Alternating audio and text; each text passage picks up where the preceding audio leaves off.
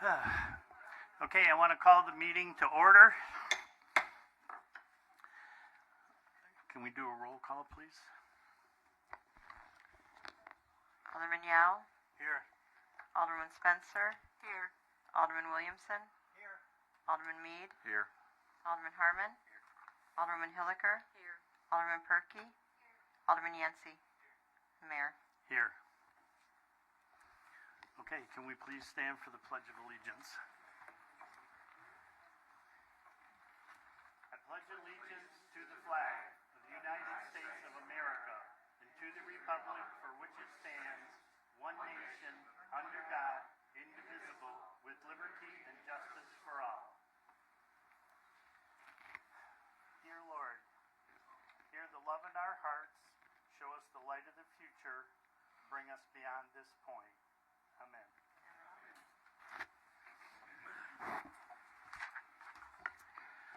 Okay, tonight is a special meeting to hear the public opinions of registered voters and residents of Horseshoe Bend, Arkansas regarding 2024-02 petition for referendum on that ordinance. Each person will get at least 3 minutes to speak. I didn't know how many people will show up here. So if we have extra time, you can spend more time. I actually thought we'd have a lot more. Please state your name and address prior to speaking. Due to the number of potential speakers attending the special meeting, video recording shall serve as the official record for this meeting. So it is being videotaped and it is going out live. That will be our official recording. So please state clearly your name and what your address is when you speak. Does anybody have any questions on that? Okay, can we have our first speaker?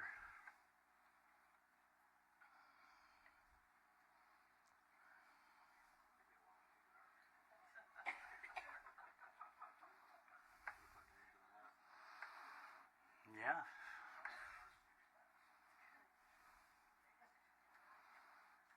Well, I guess it could be a short meeting, you're right.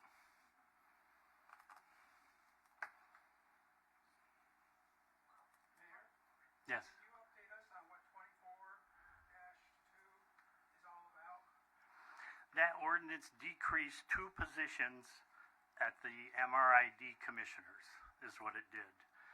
And because we reduced the two newest ones that were added was the reduction of the 2 positions.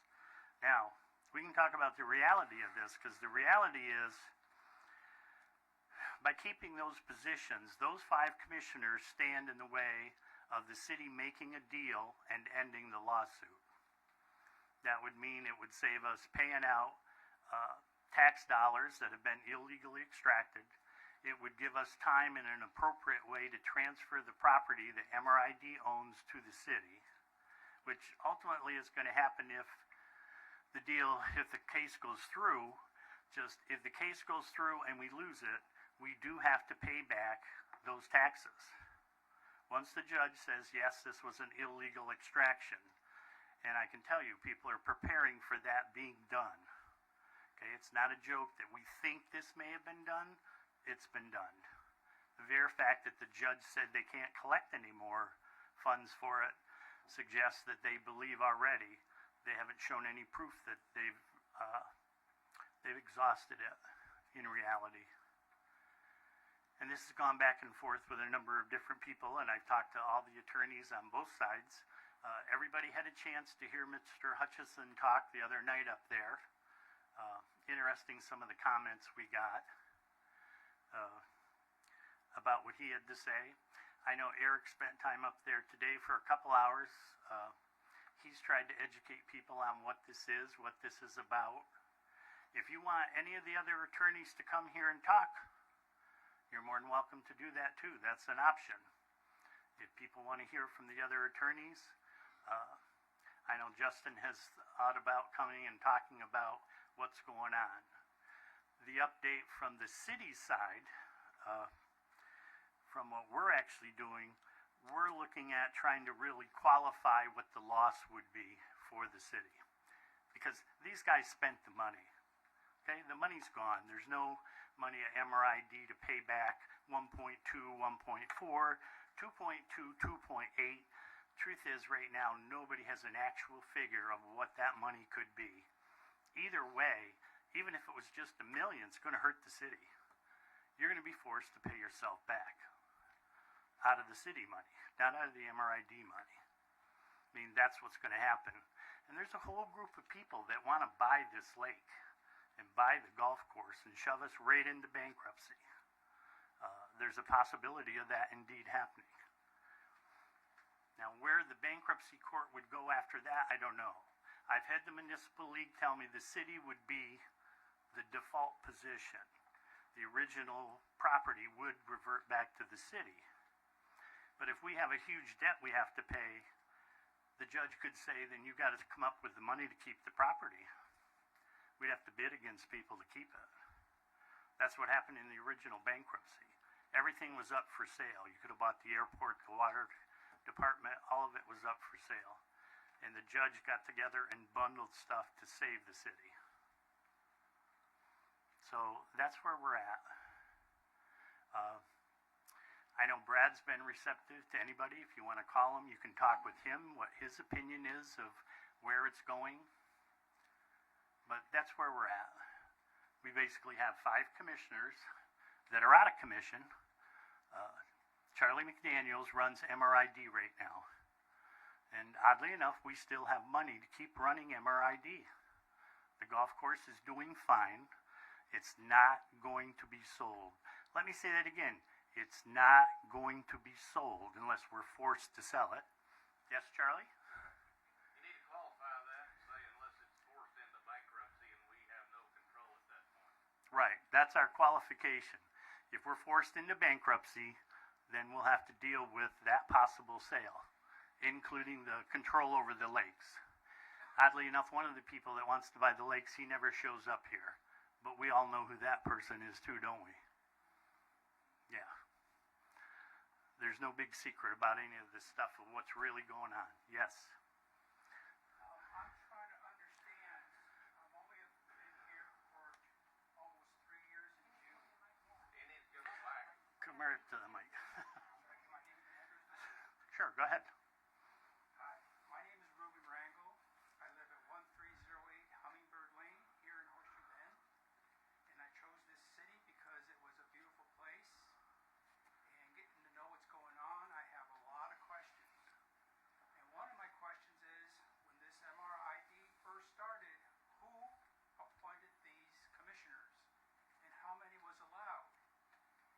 Second, since 2 was appointed by the commissioners in place, who gave them permission to do that? Did they do it on their own, or is this a law, or how does this all work? And I can't seem to find out because they don't want to tell us anything. I mean, I'm a citizen of the city, I'm a citizen of this country, and I love both. And I think I need answers. Thank you. All right, well, the best I can tell you is MRID, that was the biggest lie that MRID created. It wasn't created by a bankruptcy judge. It was created by the people sitting right here, the aldermen of Horseshoe Bend. And it was created back in 1980.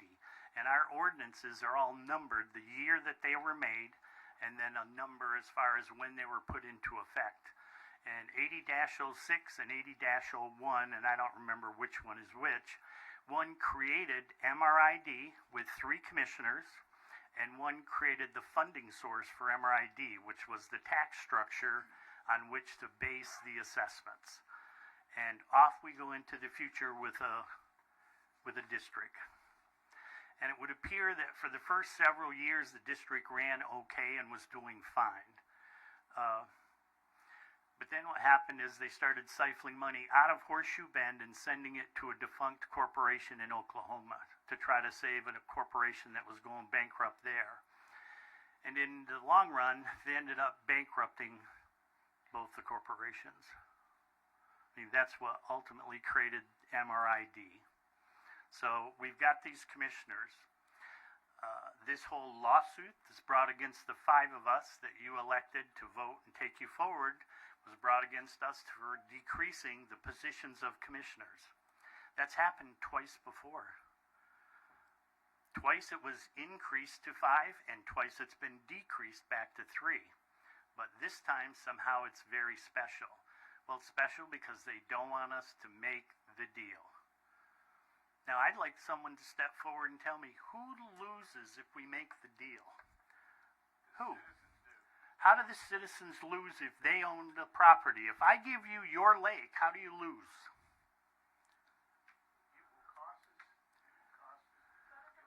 Come right up to the mic.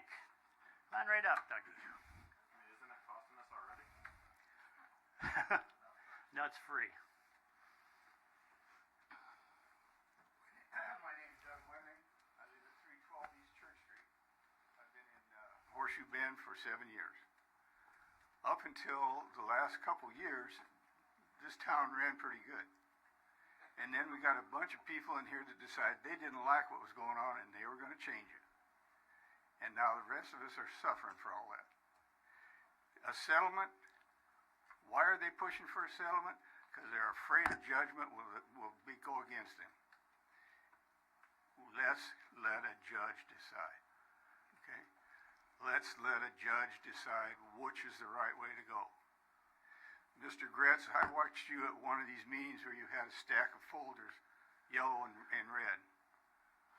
And somebody asked you, what did you plan on getting out of this? You said, I don't want any money, I just want my taxes back. That's what you said.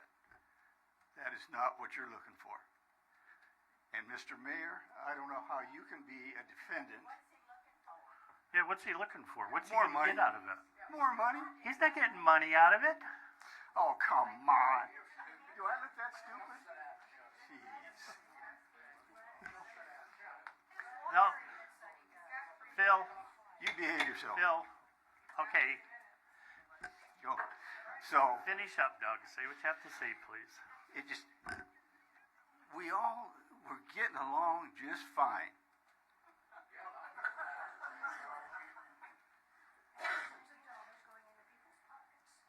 Who? Where's the money coming from that he's gonna get? Let's have decorum and allow people to talk, each I don't person. know. You know, Well, where do you think it's gonna then why do you file a There suit? must be some source. Do you know what that source is that you expect him to get money from? Where's he going to get it? That's Why is he filing the suit? No money to get. Then he's going to fight bankrupt the city. For people of Horseshoe Bend, for the No. Not the people. Some people in Horseshoe Bend. All right. There's a group of us that don't want that. Well, there may be a group of you that don't want it, but that doesn't make what you think real just because you think it, Doug. What do you think the other group is? Come on, Mayor. How come you, as a defendant, are a friend of the plaintiff? Because I like them. Yeah. Well, that makes I no used to good- be a friend of you. In fact, you quit the building committee no, twice, no. and I took you back, No. and then you left You again. fired me. You're a liar. You want me to bring a letter in that shows it? I never fired you. I've got the letter that shows it. Did I ever fire him? You were here, Uriah. Not that I recall. You had a letter that you could renew, and you chose not to renew. No. Yeah, I mean, And then you, so. Nobody fired you. Yes. you and Bush You're as walked bad out as the same Carl day. Pitts saying, Raul. Yeah. My name is Shane Hargrove. I live at 1207 Clark Lane. I've lived here 10, 15 years. I know people have lived here for 30 years. What it's coming down to, people, is yes, Eric filed a lawsuit because MRID was charging people money on their property that they had already paid. People that's lived here and lived here and lived here have already paid back the MRID money. Yes, there's lots out there that those people still owe their MRID money on, but they're not paying it. And what are you going to do? If it goes into judgment, the way I see it, if it goes into judgment and the judge decides what it's going to do, if the Horseshoe Bend has to pay back, if Horseshoe Bend has to pay back all this money, then you are going to lose your golf course.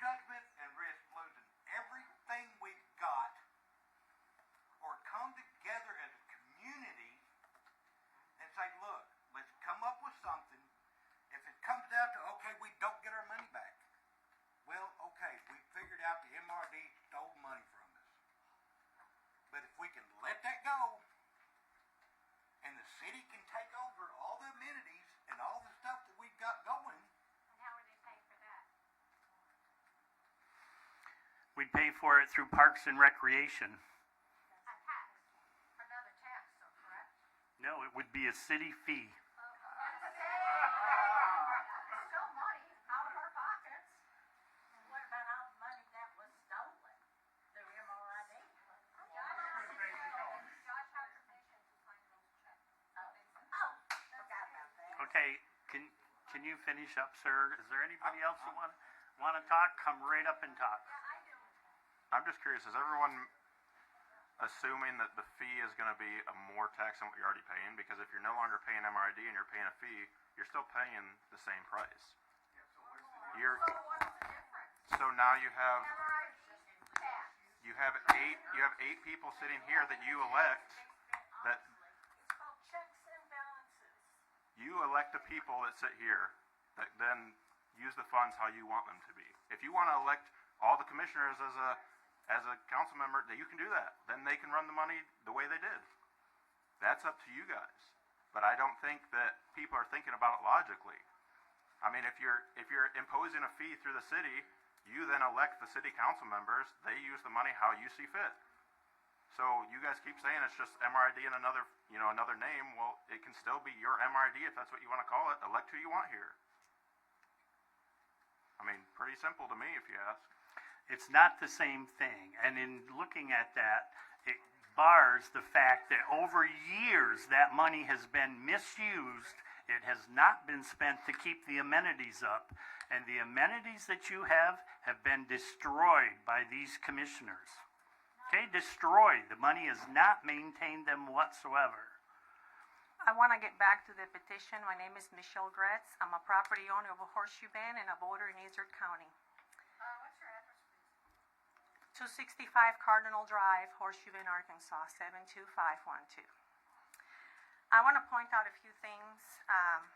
Ultimately, whether this goes on the ballot or not, I'm not sure what's going to happen, but I want to point out a few things that caught my eye, and I had someone who's been recently canvassing statewide, collecting signatures, and when this was published,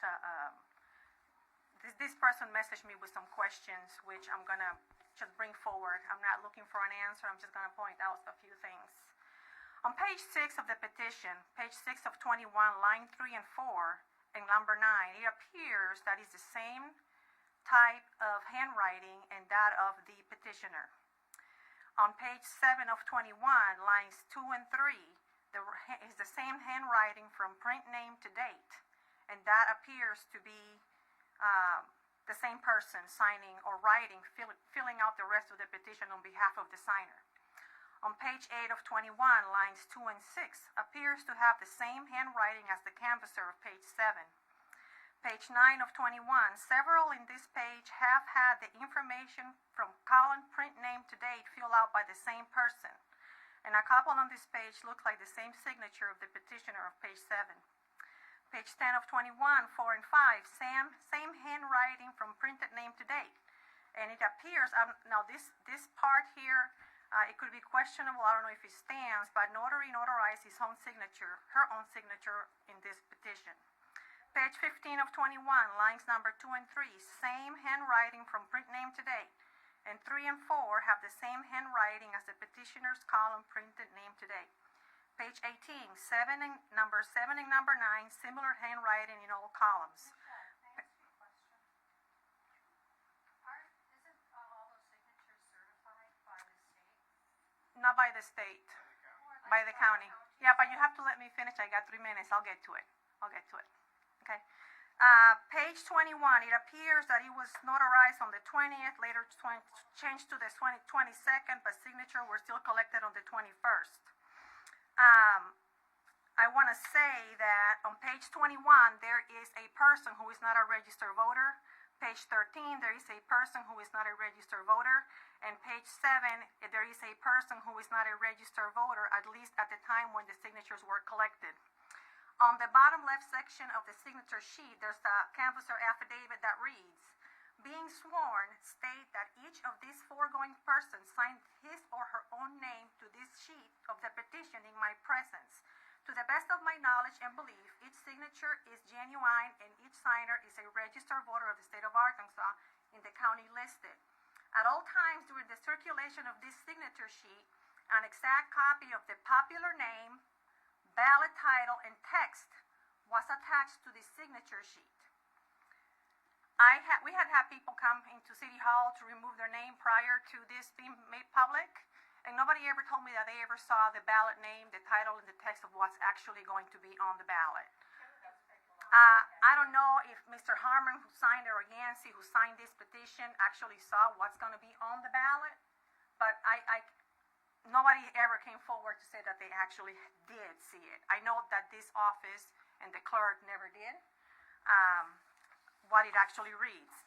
Now I want to touch on a few things because I know my time is up. If a person acting as a canvasser signs a name other than his or her own name to a petition, prints a name, address, or birthday other than his or her own to a petition, unless the signer requires assistance due to disability and the person complies with 7-9-103. If a person solicits or obtains a signature to a petition knowing that the person signing is not qualified to sign the petition, or a person knowingly pays a person of any form of compensation in exchange for signing a petition.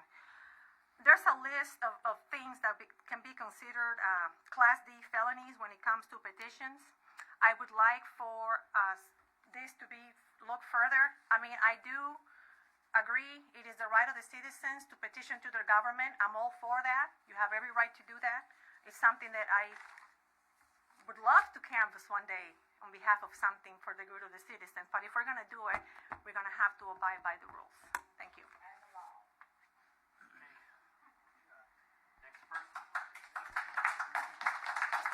Next person. I have something to say, Mr. Mayor. Sure.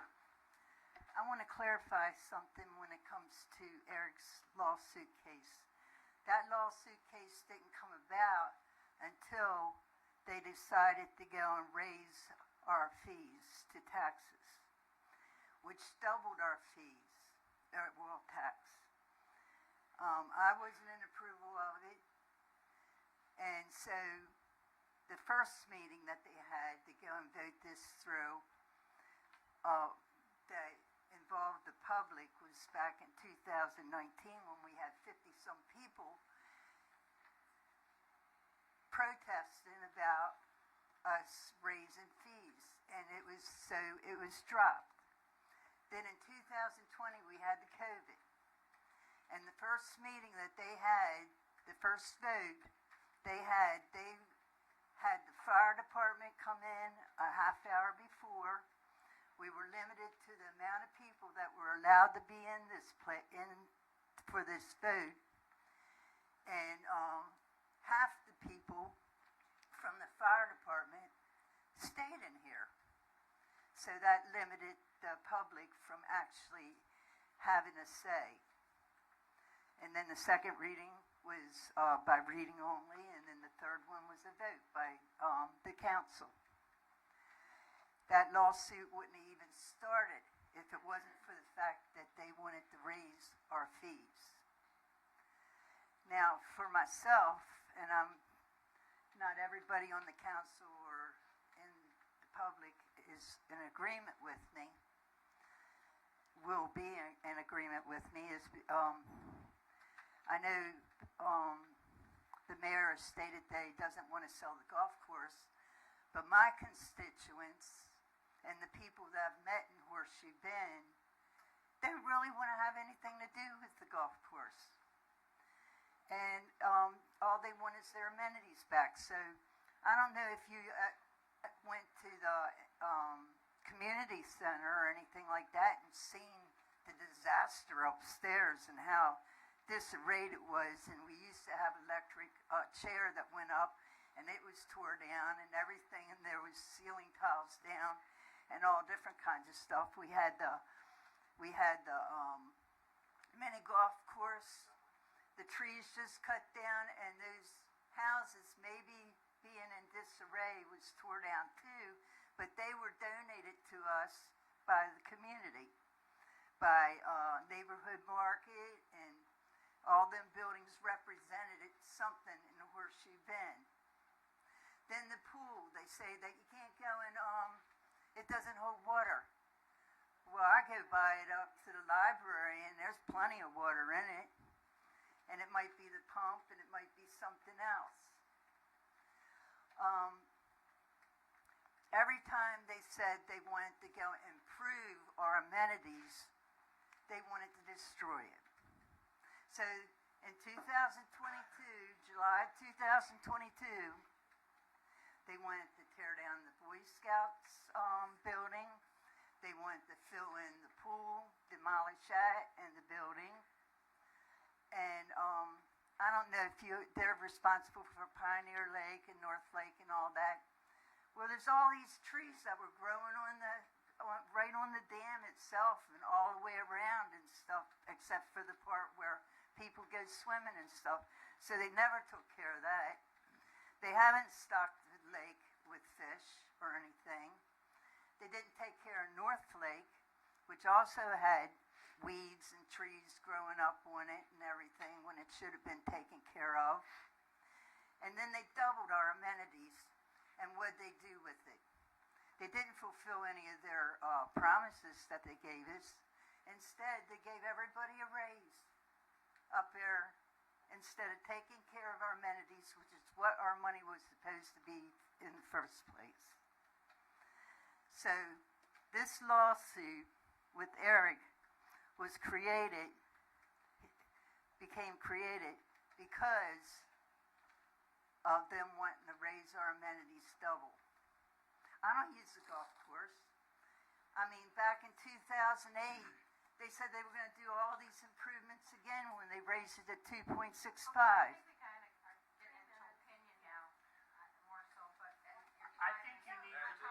I think you need to let her talk, Judy. It's over 5 minutes of talking. No one else is talking right now. If you want to come up and talk, you can come up and talk. I have all the documentation and newspaper articles regarding everything I said. But I'll give it back to the floor. But I'm trying to watch for 3 minutes so everybody can. Judy, we don't need you to watch for 3 minutes. Well, you aren't, obviously. I'm not. I know. I'm not, because I said if there's not a huge crowd, I'm going to let people talk. Okay? I only said we would limit it to 3 minutes if we had a ton of people and we needed to get through them. So I'm allowing people to talk. That doesn't mean you get to run the meeting. So let me address Mr. Wiggins. You talked about money that Eric was going to make. In the settlement, the maximum amount of money him and the attorney gets is $120,000. That's the max. Why don't you get my name right? What's your name? Wengling. Wengling, okay. You don't even know who I am. Slip of the tongue. So anyways, $120,000 is the max. That's it. 3/4 of that or more is attorney fees. So the man's not getting rich on $120,000. Just so you know, that's the figure. And if you'd like a copy of the settlement that we want, we'll have it available tomorrow morning right inside City Hall office. You can come in and pick up your copy of the settlement and you can read it. So then you don't have to listen to BS and lies that's going to run this city for years. Lie after lie after lie. MRID can be changed. It can be gotten rid of. The city can assume the properties, and the city can manage the properties, and I do believe we'll do a better job doing it. And as Uriah said, if you don't like how we do it every 2 years, get rid of us. Throw us right out of office. Vote us right out. That's the way it works. No problem with that. Next person that would like to talk. I'm just curious, if you have that settlement available, can you also have available the settlement that the MRID has given us council members as what they would like to settle with? Well, we don't have that because, Charlie, would you like to make a comment on what the attorney told you about the settlement that our MRID commissioners was going to offer to you? Come on right up, sir.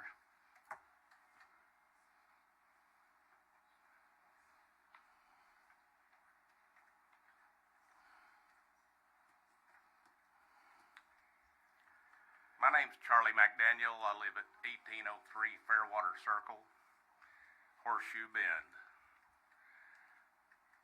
I am now the special administrator for the MRID, and there was a settlement proposal set forth by the commissioners, and I found out about this and asked my attorney how come I was not served with a copy of that settlement. And she told me that it was an illegal settlement option and that there was no reason to even bother me with it. That's what she told me. In what respects? Did you ask her out of curiosity what it was? No, what I told her was I was sure that a Louisiana attorney would have everything straight and I didn't have any questions.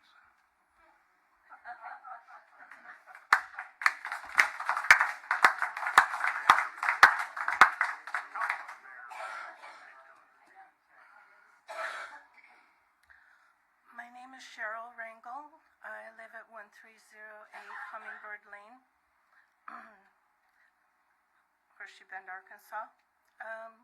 My husband and I have lived here almost 3 years. When we got settled in, we started hearing stories. And let me just stop and say, Loretta, I appreciate you.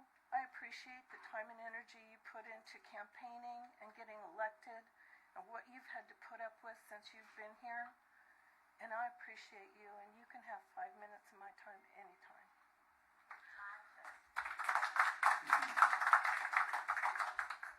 My husband and I heard stories of things that were going on that were beyond our belief. We had to hear it for ourselves.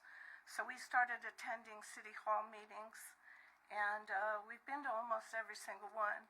And we come to some finance meetings, and there's been a quorum that our aldermen have asked for, and we've been to Melbourne to some court hearings, and we try to be informed in what's going on. We sit quietly and listen and pay attention and don't normally have much to say. What I have on my heart right now is, well, I'm bothered by what you said. I think your name is Doug, and I'm not going to try to learn your last name. You said that the city has been nothing but bad since this administration was elected. I would like to hear you justify that. The only complaint that I'm aware of is that everybody's unhappy that their golf fees went up. Now, I'm not complaining because my MRID taxes went down. There's $612 that isn't on my tax assessment this year. I don't golf. So I'm not sad about that. I'm not sad that people have to pay for their hobbies. But if you wouldn't, I know you got interrupted. If you want to justify why you're making that accusation, I'd love to hear it. I could spend 3 minutes telling you what good things have happened since this administration came on board, and it's a long list. But the MRID, when we went to those meetings in the community center, and then at Music in the Mountains, and meetings that were called, meetings that were no-showed, meetings that went to secret session, and then came out, left us all sitting there, and then came out and made a motion that meeting be adjourned. And we learned later that everyone got raises across the board. And then those same people come here and complain about a lack of transparency when this administration has been very forthcoming about everything being on the table. I got tired of getting a gavel from the chairman when anybody had anything to say. I got tired of having to sign up in advance if we had anything to say or ask. And I was very upset that the building no longer was what it once was for the community, and we were in essence locked out, And the MRID told the mayor, "We do not acknowledge your authority." It's the mayor of the city. So apparently the MRID believes they're in charge. I would like for it to be dissolved. I would like every one of those chair people to be gone. That's my personal opinion as a citizen. Thank you.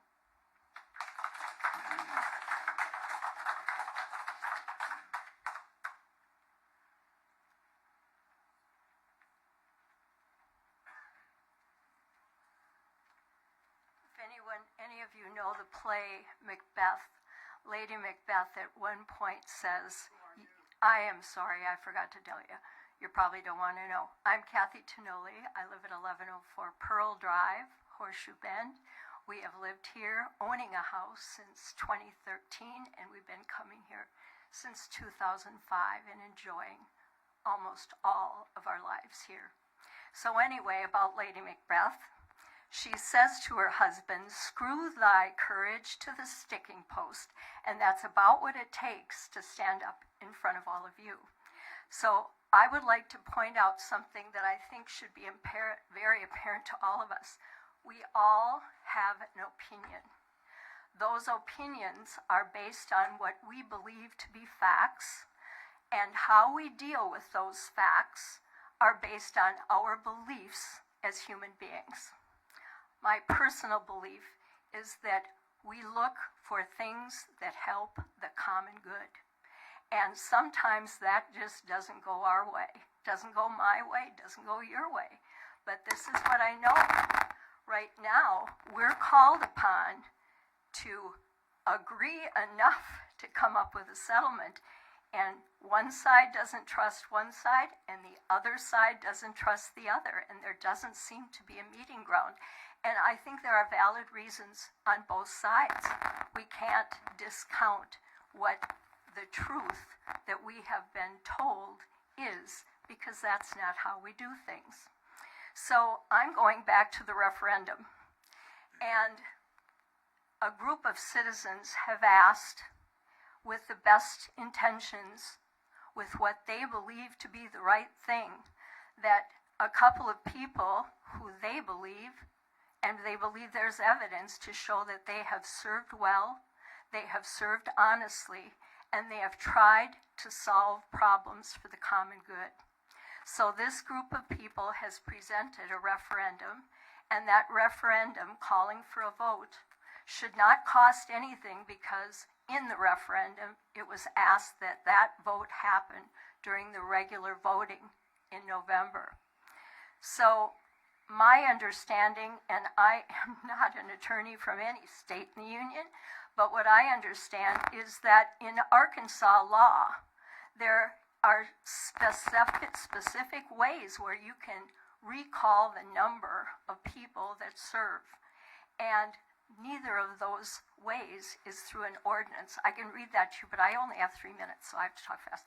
So what I would say is, why cannot the will of these people, which I believe has been certified already, so it's kind of not a discussion anymore, if the law is right, and if I understand the law right, why not give the people a chance to speak? And y'all can vote however you want to vote. And that way we are of the people, and by the people, and for the people. Why would we not take advantage of that option? And it will cost us nothing except a walk into the voting booth. So I'm just, I smile a lot, and I have good intentions, and I think a lot of you do too, and I'm sorry we're at odds with each other, because that's not how Horseshoe Bend was, and I hope it will be how it will be in the future, where we can meet on the street and we can smile and we can say, of the people, by the people, and for the people. We all make sacrifices for each other for the common good. The end. Thank you. Thank you.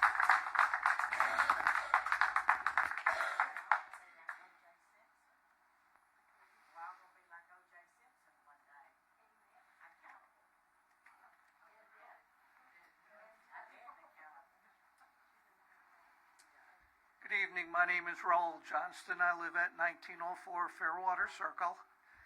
We bought our house August of 21. We officially moved down here at the end of May of 22. Because of moving down, we were pretty busy through most of 22. I started coming to city council meetings January of 23.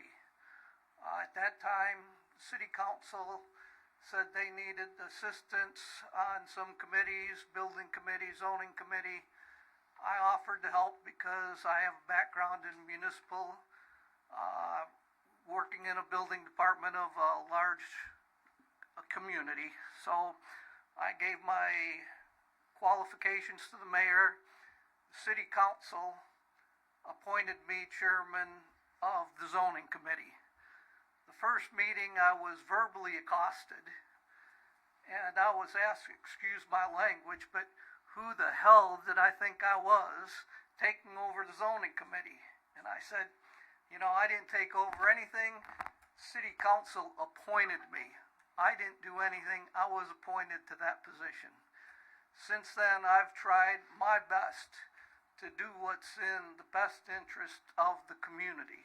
Not what's in my best interest, not in the mayor's best interest, what's in the best interest of the citizens of this community.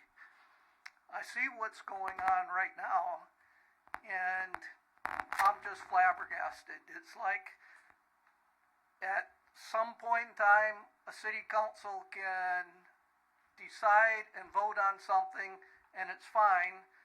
And then when another city council tries to undo it, all of a sudden it's illegal. I mean, how can that be? If it's legal one way, it's legal the other way. I mean, it's mind-boggling that people can think like this. And when I look at what's going on here, and I see that what's been presented rationally, what's in the best interest of the community, and 5 people decide to hold it up, which will virtually bankrupt this community. Now, do you all know what's going to happen to all of you when this community goes bankrupt? Conservatively speaking, you're going to lose 20% of the value of your properties. Do you want 5 people to do that to you? If you are, then sit on your hands and do nothing. But there's a lot of people there that just can't afford that. Fortunately, I'm not one of them. But I know there's a lot of people in this community that just can't afford to take that kind of loss in their property values. And it's outrageous that there's a handful of people that are doing their best to bring that to fruition. And they should be ashamed of themselves.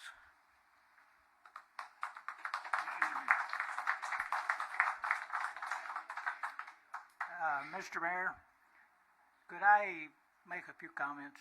Sure.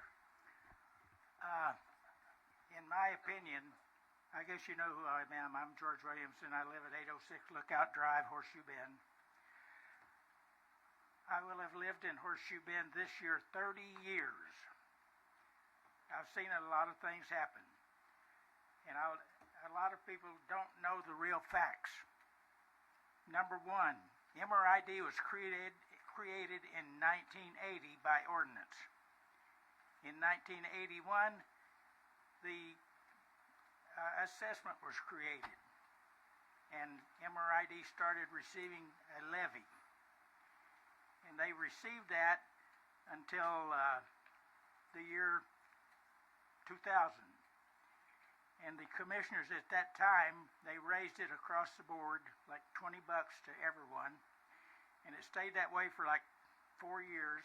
And then as I understand it, the Attorney General said they were not using the money correctly, so they reduced it, but not back to the original amount.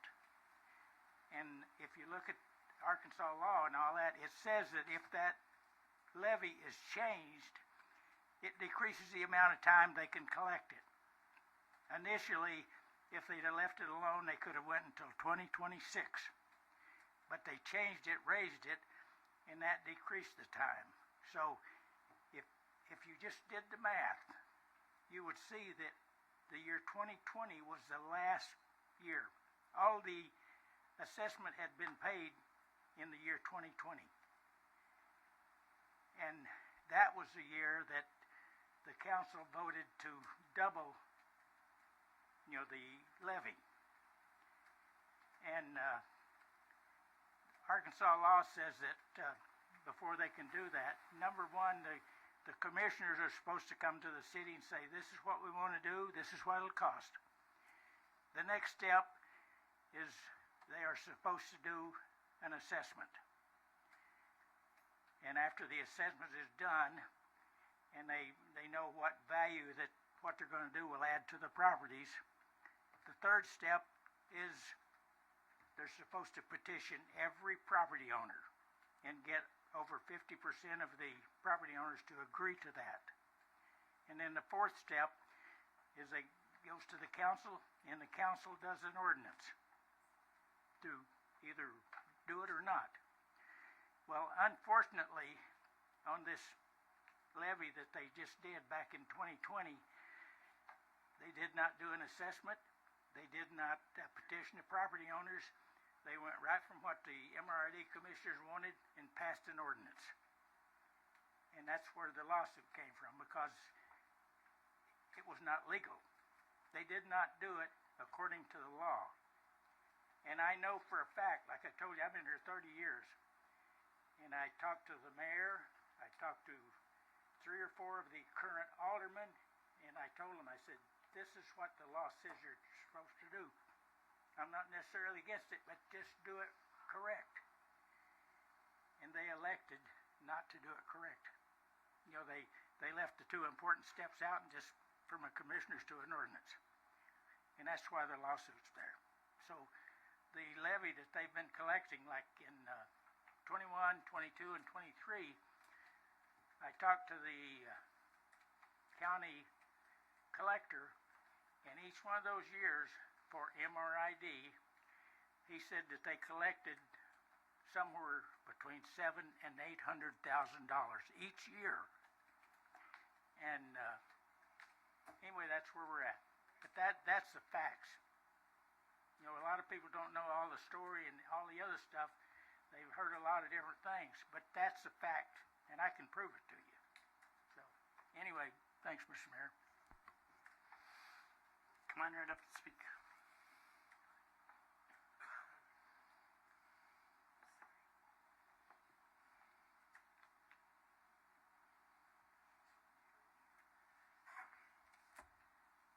My name is Lori Kunzman, and I live at 1502 White Circle. And George, I'm really glad you brought up things that are illegal, because that's the point of why we're here. The concern is that this current ordinance is not legal. As how it is written is not legal. An ordinance is supposed to have one topic. This ordinance doesn't have one topic. It has multiple topics. This ordinance talks about taking away 2 commissioners. According to Arkansas law, there's 2 ways to remove commissioners from their position. First, they have to do something wrong. Then it has to go to a hearing. And the second way, let me look at my notes.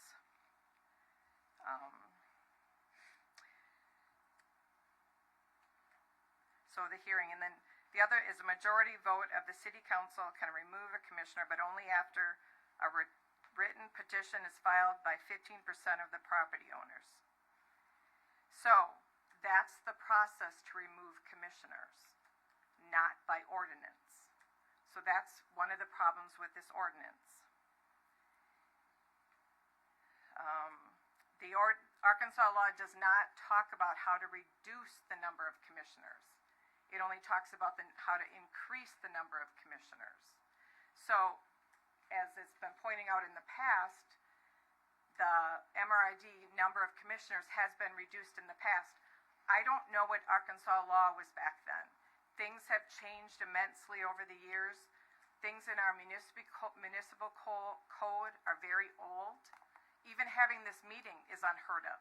This would not be in a current municipal code to have a meeting once a petition for referendum has been certified or even submitted to the recorder treasurer or the city clerk or the county clerk, there would be no meeting like this.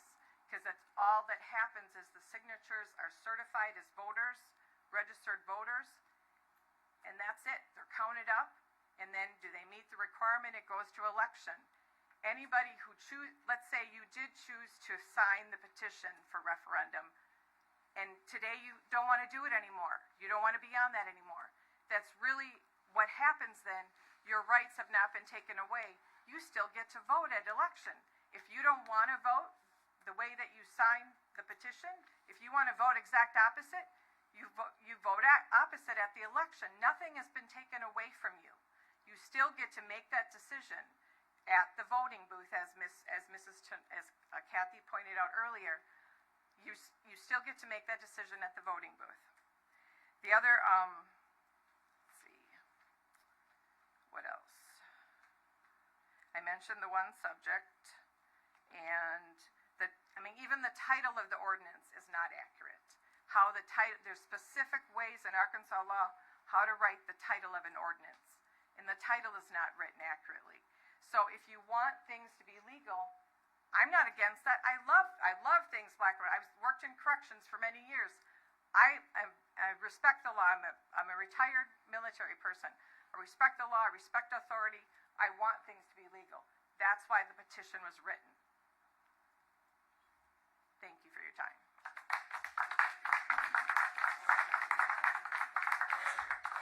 I just have a statement. In regards to the settlement that Charlie was discussing, I know we have a couple commissioners here. Could you fill us in on what that settlement was?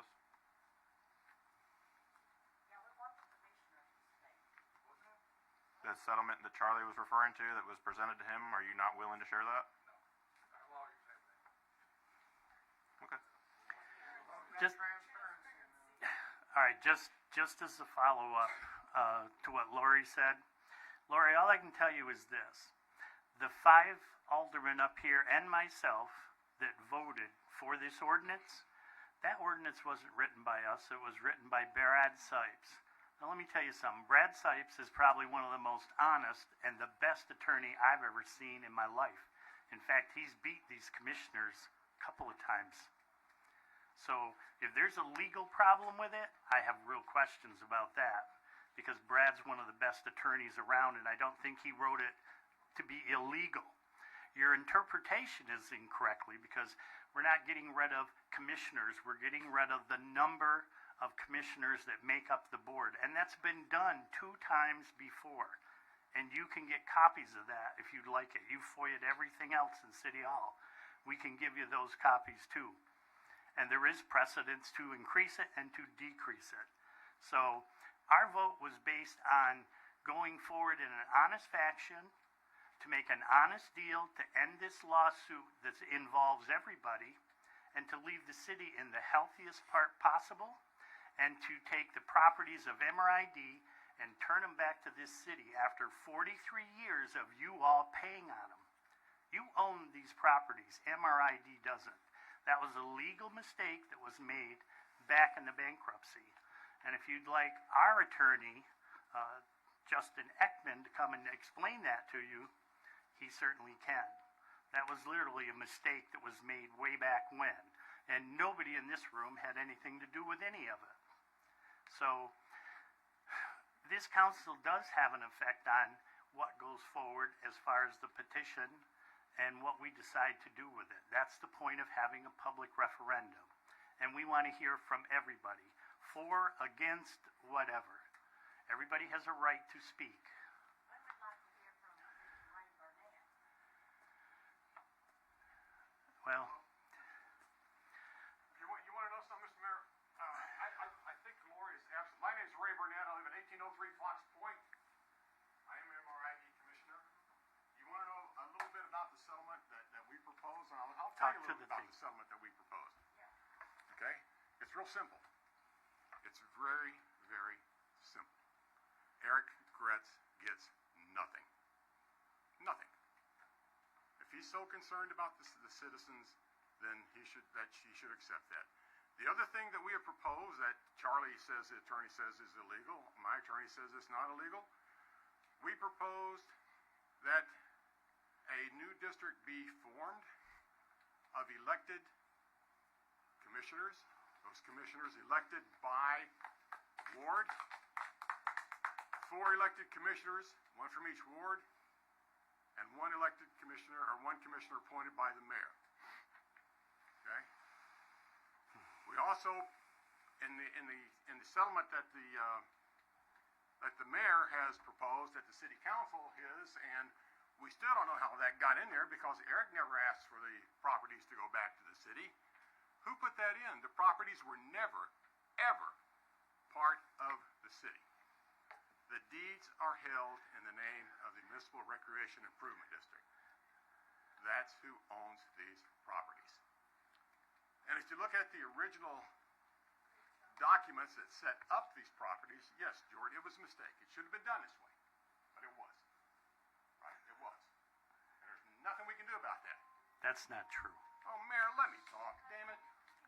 I'm tired of your interrupting. What the hell's wrong with you? You're saying that there's nothing that can be done about it? That's not true. Let's let him finish. Let me fix. It can be fixed. It Okay? can be fixed, that's right. It can be fixed, but not the way you want to fix it. Because if the MRID ceases to exist, the reversion clause kicks in, these properties go back to the bankruptcy court. Okay? Your attorney said that. Our attorney said that. Every attorney we looked at it has said that. Okay? That's the part that's got to be fixed. And how we fix it, I don't know. Why do you not want it to go to the city? I didn't say I didn't want it to go to the city. I said there's no way it can go to the city. There's no way it can go to the city. We have to find a legal way around it. It may take something through the state legislature to get it done. But it can't be done the way that this mayor wants to do it. Okay? There's common ground here. We have to find that common ground. I am tired of you guys vilifying me. I'm absolutely tired of it. We, these 5 commissioners, have done our dangdest to do the best we can for the city and these amenities. We have a mayor who's taken umbrage to everything we've tried to do. This guy. Okay? He's the mayor. He demands respect for being the mayor. He will get that respect, but he's also got to give a little something back. Okay? Now, Never gotten respect. Never.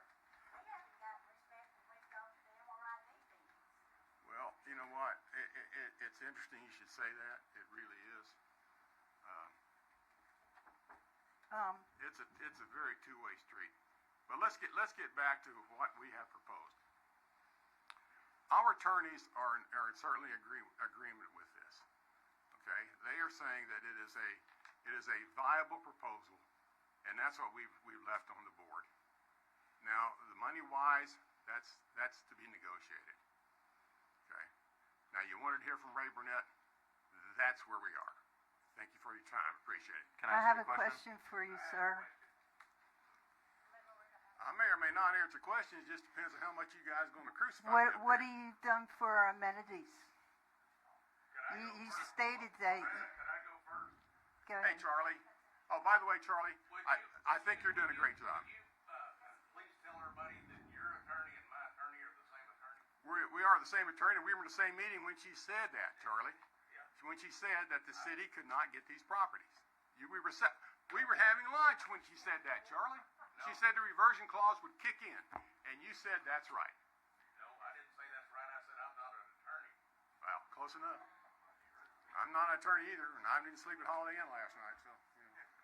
All right, Miss Perky, what do we do for the amenities? We tried our best to clean up the amenities as best we could. The golf course was in good shape. The swimming pool, we know, we did not have the money nor the way to fix it. We could not get a permit to operate from the state.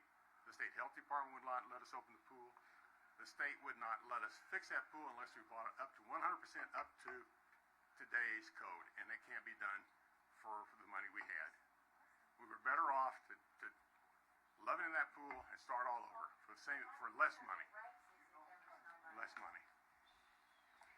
You guys talk about raises. Our employees are important to us, just like the city employees. They deserved a raise, and we gave them a raise. What'd they do for the raise, sir? They worked their tails off. Is what Where they did. did they do it? They didn't do nothing to the lakes. They didn't do nothing for other amenities. The only thing that may have been improved was the golf course. Ms. Perky, I don't want to argue with you. I can't argue with you. Well, I if will you not could argue with you. explain So it you, to me, you can, sir. all right.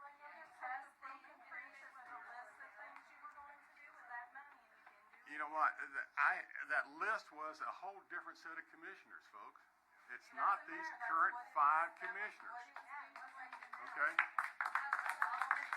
Right? Yeah, it was like magic beans. Uriah, yes, sir. Yeah, I was just curious. So if this new district is formed and it goes forward, how do you see fit to use the money? How do I see? Hopefully I'm not going to be in that new district. Oh, you're not. You won't be part of the district. I hope not. Yeah, because I would just assume that the last settlement that we were given as city council members is the 5 commissioners took over within the new district, and the district lasted in perpetuity. No. I mean, I have that copy. I hadn't seen one since then, so I'm going to take your word as the new settlement, but that's why I'm curious. The settlement agreement that we left with the attorneys states that forming a new district, commissioners so I was just curious elected by ward. where the money would go now. Would it be dispersed as it should have been? That'll be up to the commissioners who be elected by ward. Each ward will have a say. I have an honest question, Ray. We keep hearing that the amenities will revert back to the bankruptcy court, but the trustee agreement says that they'll revert back to the trustee, which was Mr. Percival, something like that. At that time, he was like 70 plus years old. I'm pretty sure he's pretty stiff right now. So who is going Unless he lived to be 120, yeah, I think you're right. Well, yeah. So who is actually going to take these amenities back? The trustee would be the bankruptcy court. That's what our attorneys have told us. The trustee would be the bankruptcy court. So the bankruptcy court where exactly? Oklahoma City. You know, we contacted them and they cannot find those files You have- in the basement back in when Jesus tomb. They can't find those. They walked all the way down to Texas to try to find those records. You're absolutely correct. But that doesn't mean it's not going to happen. Is that Raul? I see. Yes, sir. I have a question. At one of the meetings, some of you commissioners said that there had been investigation on the money that you had all done, and that none of the money had been misspent. Raul, thank you for that question, and I will say that was related to that particular year that we had the audit. We could account for every penny. Now, going back to that, I don't know. I don't know. There are things that happened back in 2016, 2017. I was not here. 2018, I was not here. Those are things we're finding out. What we did, though, is we're the ones. Us 5 commissioners. We're the ones that asked the investigation to take place. We're the ones that asked the sheriff's office to come in. We asked the state to come in and take a look at all these records. We're the ones that started that. We had nothing to hide. Well, in 2020, the levy was increased, correct? Yes. And the reason to increase that levy was to maintain the amenities. And add some amenities. You're absolutely correct, and that was not done. And that was not done. Why not? You know what? There was never enough money to do that. There was never enough. When we 5 commissioners took over, there was over $150 for some $1,000 in the red. Okay, we after 3 years brought that up. When we turned over, Charlie took over. Charlie had almost $400,000, $500,000, and he's doing a good job. I mean, Mr. Williamson said that the county collected over $800,000 in those years. So between that $800,000 of tax revenue and what you brought in from the golf course, which I'm going to assume has probably been at least a couple $100,000, so that's $1 million. So are you trying to tell me it took $1 million to run the golf course? I'm not trying to tell you anything because you ask me questions or I don't have those answers right in front of me. $1 million though. Charlie may have a better answer to that than I have. Well, you guys are the commissioners. You're supposed to. No, be in charge of that. we were suspended a year over almost 2 years ago, and Charlie's been in charge, and Charlie's doing a good job. I don't We're not regret Charlie at all. suspended 2 years ago. Appointed this year. I believe we were. It was a year ago. But I could be mistaken. It was almost. So Does anybody else have any more questions? Again, folks, I have a will answer to question. the best of my ability. I'm not trying to sidestep anything, but you're asking me such pointed questions that I don't have the answer to right now. You know? I have a question. Y'all were appointed in 2022. This is me again. And the question is, why did you allow MRID employee superintendent run his own business out of a business when it's against state law? I have no idea what you're talking about. No person from MRID or even in the city hall of Horseshoe Bend, the mayor or anything, is allowed to run a business out of a municipality or out of the city. Their own business. And so, I'm going to make a statement to that, too. I've been here since 2004. I used to go to all the MRID meetings. I used to get the paperwork for every month. Every month they had a statement that they put out in paperwork. And MRID was making some money. And then all of a sudden we had nonprofits come in, and they took away the concessions, which was part of what MRID made their income from. And there was other things that they took away. And so, under state law, why did you allow somebody that was an employee of MRID run their own business out of the pro shop? What business are you talking? Are you talking about the pro shop? Yes. Okay. It is common practice that the golf pro runs the pro shop. The golf pro left, sold that business to Josh. We had to have a pro shop, and we kept running. So Josh ran the pro shop. You're absolutely correct. We found nothing wrong with that, and it was, to my understanding, it's not against the state law. Well, it is. Well, that's, I even published it in the paper quite a few years ago and stuff that it was against the law to actually go and run a business out of the business. folks, the only thing A I can tell you. government business. Go ahead. I'm sorry. Mr. Burnett, in Thank your you. opinion, you've been a commissioner, what have you seen that MRID could have done different for the city of Horseshoe Bend to better it? You can start in any place in town that you wanted to start. Okay, there's something we could have done. We all could have done better. And I say all of us as a city, we all could have done better. Hindsight is very, very telling, isn't it? Okay, from here forward, what could you do that's better? What can we do that's better? Well, for one thing, we have to take better care of our people. We really do. We really have to take better people. We got to hire and train and maintain good, qualified people. Okay? We have to get back to what the core values are of this city. And I believe when this mayor we have now started, I believe he had the best interest in heart, but he never really defined the core values and the core principles of the city of Horseshoe Bend. He never really defined it. He never defined the core mission of this city. Did you guys ever do that with the MRID? We tried to. What is the core mission?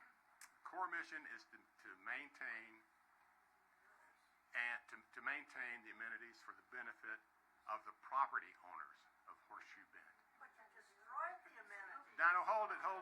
You keep saying you're casting this broad net over you, and you ends up being me. And I didn't destroy anything. Well, it's just kind of like everyone says that the city council is destroying the city. So That's everybody. It's a paints with a broad brush, doesn't it? And it hurts. It hurts your dang heart. When you're up here trying to do your best, and somebody says something against you, it hurts your heart. It really does. Well, I'll tell you what hurt my heart. The day I went to an MRID meeting, and I asked you personally that I thought that you need to start with prayer before you had a meeting, and you told me straight from your heart it'd be a cold day in hell before I say prayer at an MRID meeting. No, ma'am, I don't think I said Oh, that. yes, you did. I said I would die and go to hell before I said that. Told me that. I swear before God you told me that. You know, That's kind of way off field. It is kind of way off because I don't think having a prayer has anything to do with what happens in these meetings. You know, it does help, and I appreciate you praying for everybody, and I hope that you'll say a good prayer for me, but God knows I need it. Ray, I'd like to ask a question of you. Yes, ma'am. I would like Quiet, to ask please. a question of you and all 5 of the commissioners. Why, as volunteers, is it so important that you fight the rest of the city for a new district with perpetuity? We're not fighting anything. We're not fighting anything. We're proposing a settlement. We are proposing a settlement. We don't agree with the settlement that the mayor has proposed, so we presented Why? an alternative, and here it is. But I guess my question is, why as volunteers, there's a lot of people in this city that are volunteers, but when they're told that things aren't working, it's changed. Let's work to fix it rather than throw everybody out, you know. Yes, sir. You said earlier that there's amenities cannot go back to the city. Can you explain that? They were never in the city. The city never owned them.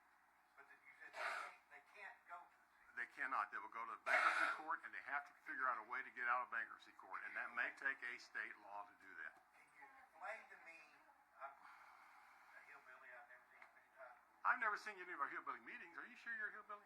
Yeah. All right. Can you explain to me exactly why they cannot go to the city? In the agreement that formed MRID, the amenities were all laid out. They're all enumerated in this agreement. Okay? And it says if MRID ceases to exist or is not funded, these amenities has a reverter clause and they go back to the bankruptcy court for distribution. Or for disposition, rather, not distribution. That's why it's in there.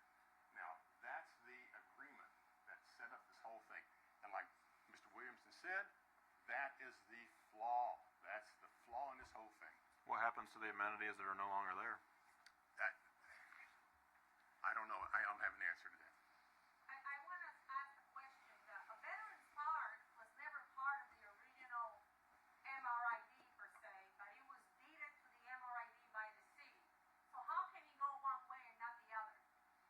Well, if Veterans Park is not on the original deed of trust, if it's not on the original deed of trust with all the amenities, then it can revert back. But it's a deed. A deed is a deed. It doesn't matter. It does matter, Michelle,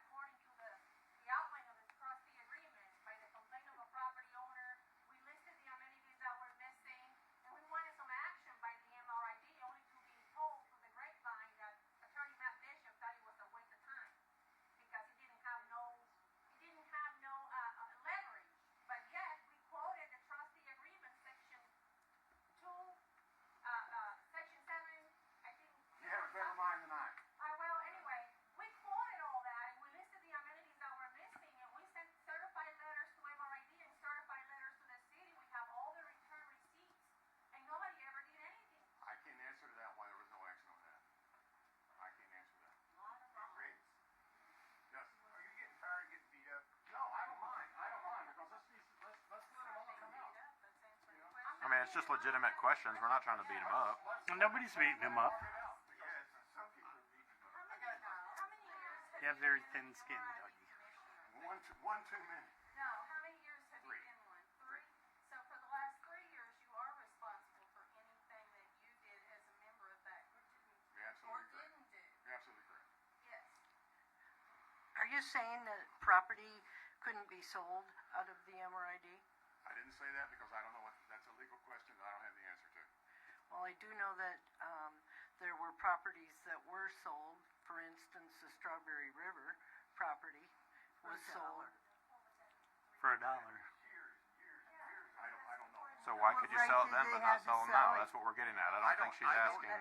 And I don't know that question. I don't know the answer to that question. Well, you were saying that the properties would have to revert back to the trustee, but you've been able to sell and not necessarily you. I'm not taking this personally to you, but the MRID has transferred property and had it sold. There's been a lot of things that happened in the past that I can't explain and you can't explain. These are in the distant past, however. Well, yes, Raul, again. Yes, I have a couple questions. Now, people on the city council up here were elected by people in the community.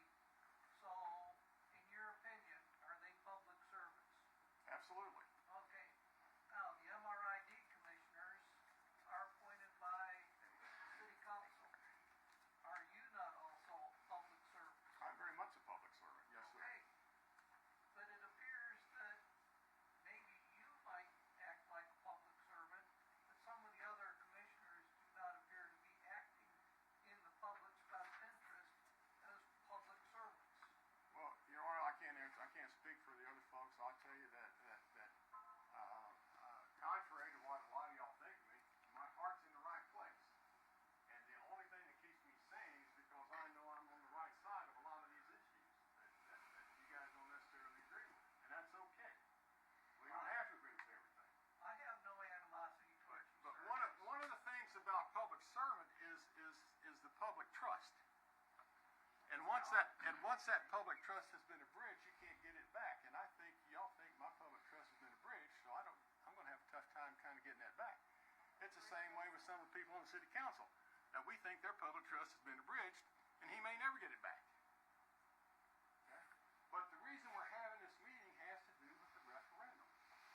The referendum, and we have a mayor and a city council who spends a lot of time talking about the will of the people and the vote of the people and having a mandate to be in public office. So why not let this referendum go through and let the people vote on it and just see how it turns out? Yeah. It's the same way with the lawsuit. Why not take it to court and see how it works out? It's got a 50-50 chance. It's unnecessary. It's a gamble. It is a gamble. It is a gamble. You could settle at any time. So could Mr. Gross. He could drop the case. But why would you do that? Why would we do that? Because it's the right thing to do. Excuse Are me. you guys done with me yet? No, I'm Yes, not. thank you very much, Ray. Okay, I guess I'm in.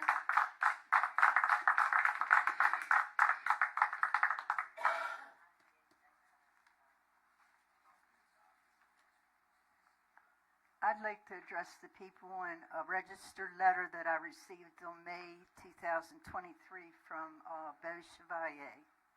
All right. It Am I says- done? Thank you. Appreciate your time. Thank you.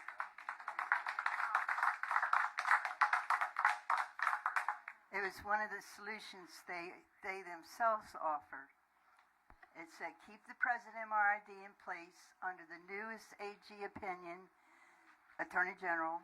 The MRD could lease or transfer the following amenities and assets to the city of Horseshoe Bend: the pool and pool complex, the building known as the Boy Scout Building, horseshoe pits, putt-putt course, Veterans Park, and Strawberry River. Now, I don't know how they could do the Strawberry River Park because it was sold for $1 to the Fish and Game Commission back in 2008. which I, as a property owner, was not informed of them selling the Strawberry River and the property around Strawberry River or anything like that. Nor was I informed in the past that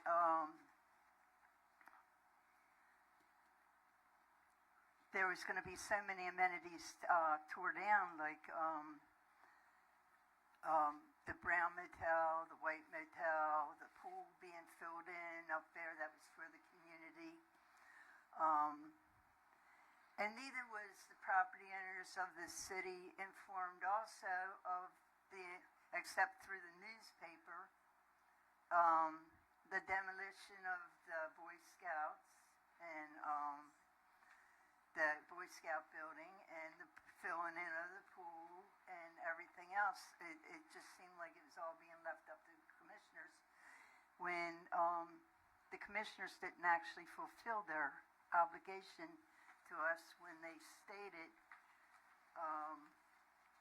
and at that time when they raised in 2020 our amenities to be double what it was, over double what it was, they said they would have the money for project planning, MRID, for the Crown Lake Dam repair, which they possibly did, the mini golf course, the basketball goal and set.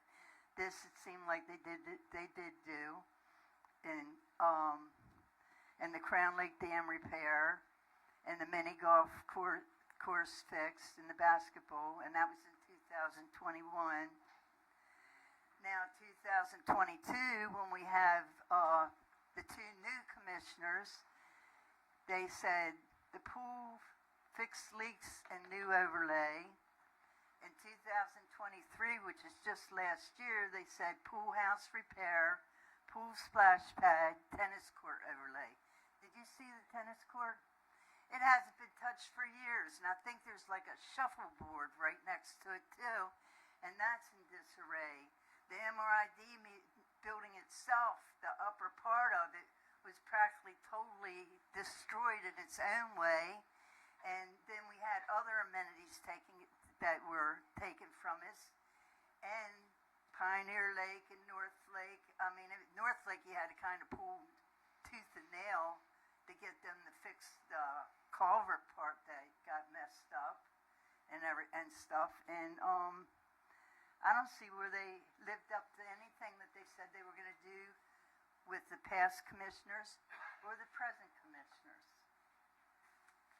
I have a question. If you can tell me how you have improved these things, I would like to know.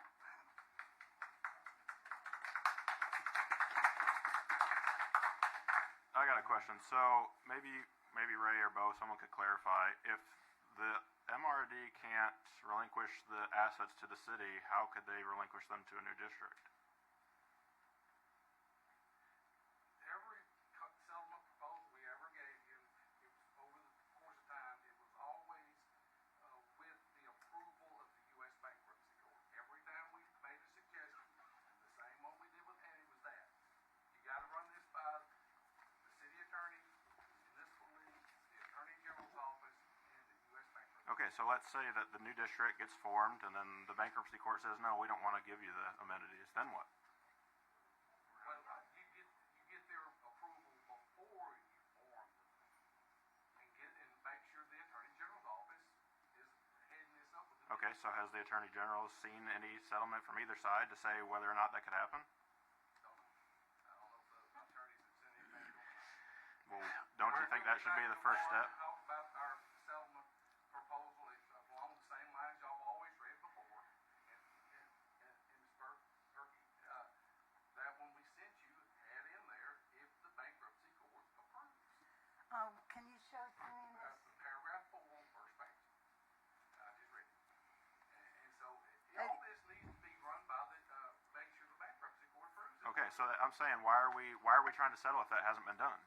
Why has that not been to the attorney general? I mean, Attorneys are dealing with that now. but if you know that, why aren't you trying to steer your attorneys to say, hey, this is the steps we should be taking? If they're not doing it properly and you know the proper steps to do it, why are... After Amy Deborah got as attorney, we sent that to her. And at that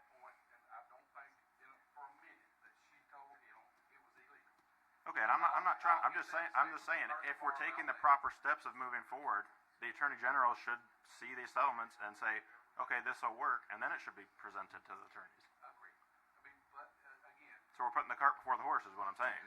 No, no, we're not. We need to make the deal amongst ourselves before we go to the judge, before we go to the Attorney General, or we go to the bankruptcy court in the first place, and he knows that. I mean, we need to make the deal. And if we can make a deal, that buys us all the time in the world to transfer the property. Right now, technically, no, they can't get rid of the property. But the truth is, we should have been on there as a second trustee, and we can request the bankruptcy court to put us on there as a second trustee. We can also request quiet title where the city takes over the ownership of that property, and we sure as well can do that. Can you guys confirm what he's saying? It will take some time to do that. Can you confirm what he's saying? Is that true? What did he say? I'll let the city. We've heard this before. I said the city can be listed as a second trustee on the bankruptcy papers and assume second ownership with that property, and we can apply for quiet title to take over that property from MRID. This was done back in 1981. You can't go back and do it now. No, that case has been closed. But we can do that now under to prevent the reverter clause from happening. You'd have to go back into bankruptcy. That's the thing we're trying to avoid. Okay, but how was he gonna deed the pool and everything in the Boy Scout building to the city in 2023 for that letter he sent Loretta? It's all tied up. According to the Attorney General's opinion, that might be possible if we got permission from the bankruptcy court. There's a way to do it, trust me, and people are working on it right now as we speak. Okay? So would you guys put up roadblocks from that happening? That's what we want. Yeah. Do you Why guys see- doesn't MRID just give the property to the city? Why do we need a district?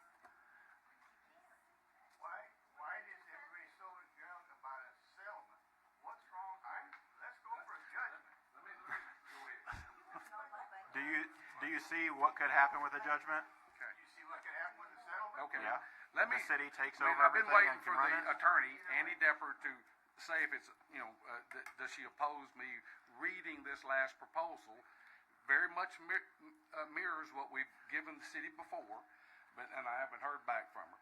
But this was, the commissioners sent this to Annie and John, the two lawyers for the city and for the MRID, back when they enrolled as counsel. And again. When was I'll this check. done? 3 or 4 months. We didn't put a date on this, but it was whenever Annie, we were in court.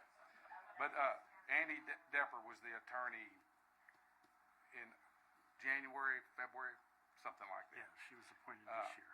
But the MRD commissioners stand ready to settle all pending matters.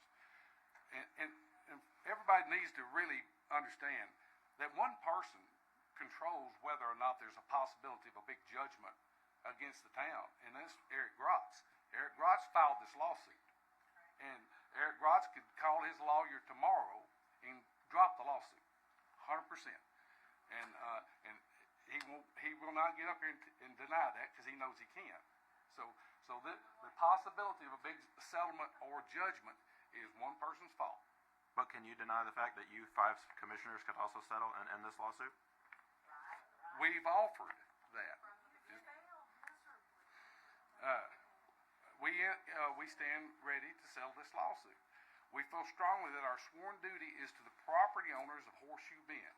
They are the ones mentioned in all the legal documents setting up the MRID and authorizing the transfer of our amenities. Taxpayers or voters or citizens were never mentioned. Last year, after many years, the assessments were finally enough for us to basically break even. It took about $1 million to break even. User fees such as the golf course produced about $300,000. Assessment brought in another $700,000. When the mayor took office, he ran through a city ordinance canceling our assessment increase that precipitated the Gross lawsuit. We must have we Wait, must no, have. that's not true. The Gross lawsuit's been in existence for 3 years. I understand that. I said it precipitated. The increase precipitated. That's Oh, a great word. well, the way it's written, it says the mayor did it. We must have these two income streams for us to break even.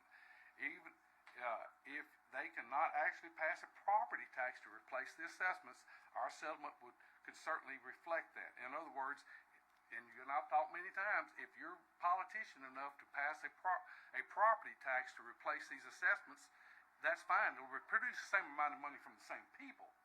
But I just don't think the property citizens will vote for increased property tax. I don't believe it'll happen. But anyway, that's a political deal. Okay, I said then, we have 2 commissioners terming out in March.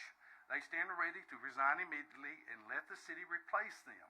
We presume McDaniels would be one. The mayor, in return, would cancel his appointment of an administrator and reinstate the commissioners. The other 3 commissioners term out March of 25. And that's what he's trying to avoid now because he wants to hurry up a settlement for his buddy Grotz's benefit. I think that's inappropriate. Well, you just said you wanted to settle a case, and so why you went and took us off. But anyway, But it doesn't benefit just him. I want to benefits settle the everybody. case because it benefits the city. Okay, and then then this would be our proposed reorganization. The city of Horseshoe Bend would create a new municipal district to replace the MRID, to exist in perpetuity, to maintain, improve, and manage all the amenities and properties owned by the MRID. The new district would be governed by same five commissioners to be replaced by the property owners voting on new commissioners. Property owners. The MRD and city would retain a professional improvement assessment company to professionally appraise and reassess all the MRD properties to recommend proper levels of assessment to be approved by the commissioners and the Horseshoe Bend City Council. Said assessments would increase annually at a federal COLA rate to keep us from getting in the problem we are in now with not enough money. And then the present MRD would transfer all amenities, assets, and property to this new district after approval by the city attorney, the Arkansas Municipal League, and the Attorney General's office, as well as the U.S. Bankruptcy Court. Get everybody on board. And then the city of Horseshoe Bend and the new district could then enter into a long-term contract for the city's Parks and Recreation Department to maintain and manage all of these amenities through city government. So why couldn't you have just used the city instead of a new district, as what I'm asking? What's the purpose of a new district if the city can do exactly what a new district can do? Well, you can if you can raise the money. I mean, okay, but you're We doing can the same raise thing. the money. You're We doing don't the need same you thing. managing our money. We're either having a district or we're having a property tax. It's the same thing, correct? I don't. In hindsight, it's the same thing. We're going to be imposed on another fee. Possibly. Again, the lawyers, we've gotten these new set of lawyers in here finally to give us some advice, and they haven't answered that yet. So that's what was offered weeks ago. And no, there's nothing in here that is illegal, Charlie. But I'll ask her tomorrow. Why did you or any of the commissioners ever pursue the delinquent taxes that were all those people that own lots and You talking about years ago? Yeah, why wasn't that ever pursued? They did that. Money, there it is. I mean, they did a bunch of foreclosures like 15 years ago. The American Name Company did, and I mean, there was, I don't know why they didn't, but it costs so much to foreclose on something. Say there's lot number 18 out here, nobody's paid on it. Well, it costs several $100s for a lawyer to file suit against those people. Doesn't matter how much is owed. Maybe the city attorney would have done it. So it's easier to make the people who are already paying pay more instead of to go after the people who aren't paying? I don't know that. I mean, that was years ago. They made decisions back then. But anyway, that is the settlement. That's yes. Now, you just stated that you took in $700,000 in About seven, a little bit more. and about $300,000 revenue from the golf course. Well, other user fees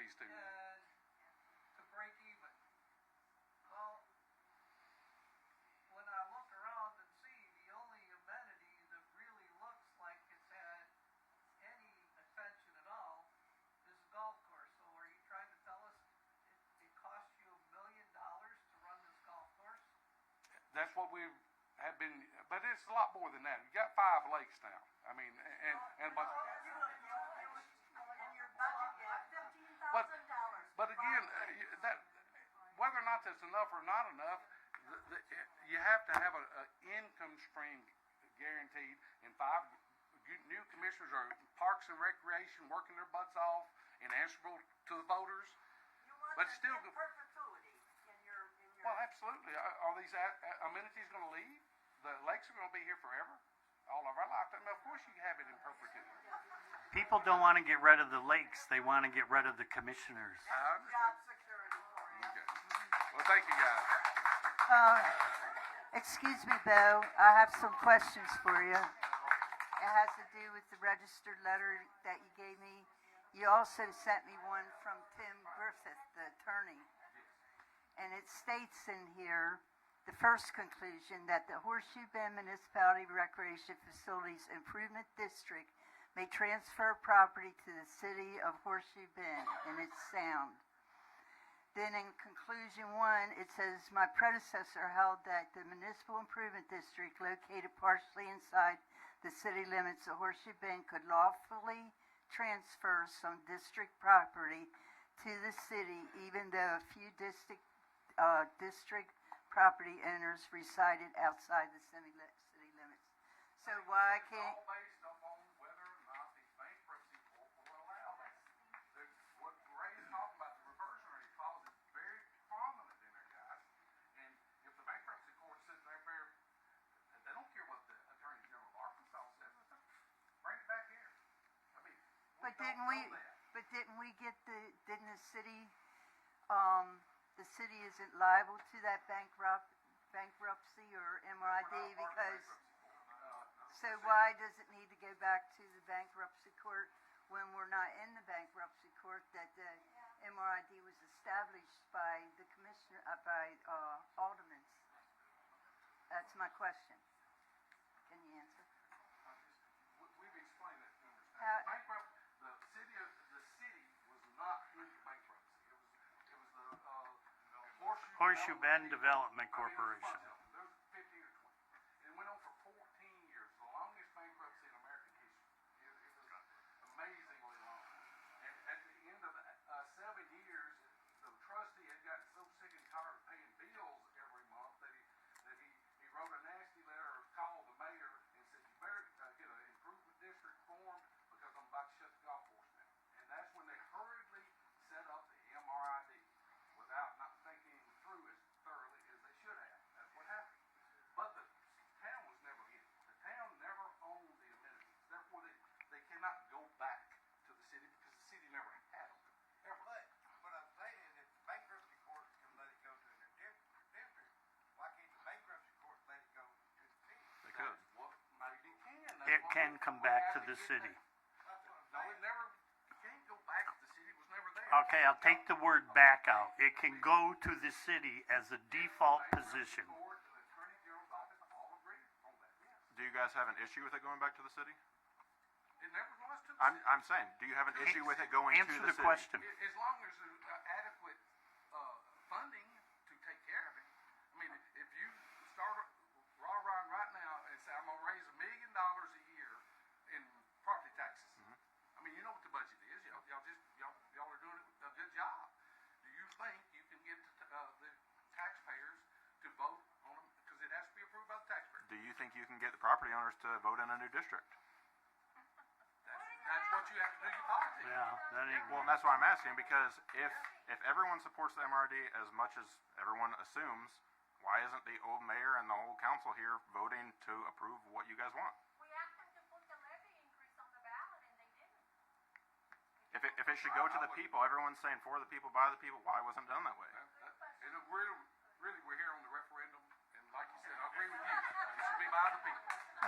Bo, what are you going to do January? What's MRID going to do in January when you have zero money? You guys keep saying ask Charlie, but you guys are still commissioners. You guys weren't thrown out. You guys have every right to sit there with Charlie and make decisions. No, they don't have they don't have a right to make the decisions.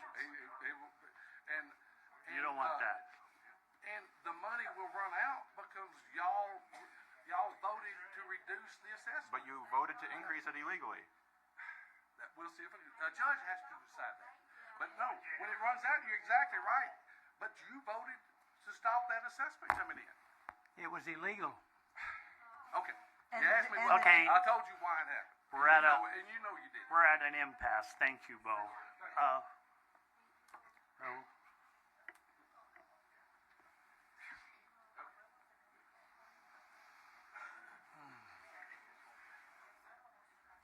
Well, there's been a lot of talk here tonight about things being done by the people. Well, I look at 4 aldermen here, and they were put here by the people. So they represent the people. They signed an ordinance or a resolution, I'm not sure which one it was, to eliminate 2 positions on the MRID commission. It was done by the people because the people put these 8 people up here. Now all of a sudden, because somebody doesn't like it, they present a referendum against what was done by the people for the people. Can you explain to me why that's not good enough?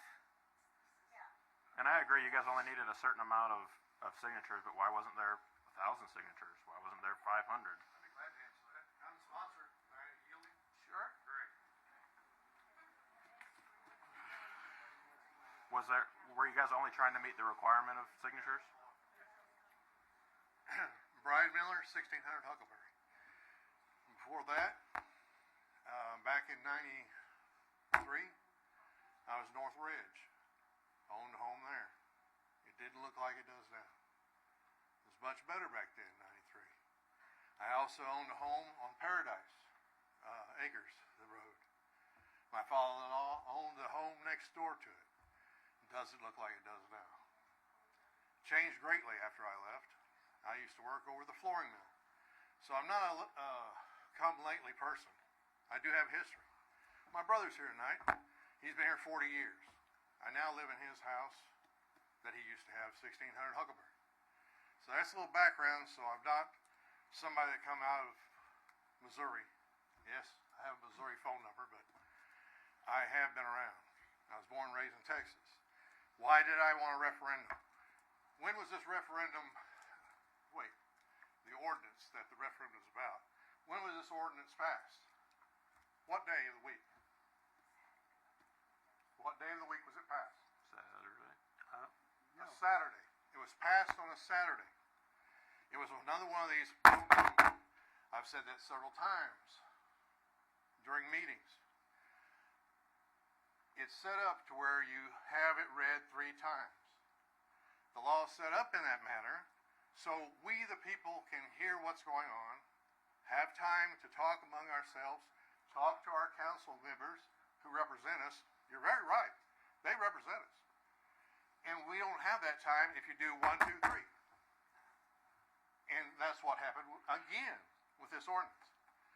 And my sponsoring referendum is not to have this ordinance voted down or voted up. It's to get it out there so everyone that's listening over the internet or is here tonight has a chance as a citizen to say yes or no.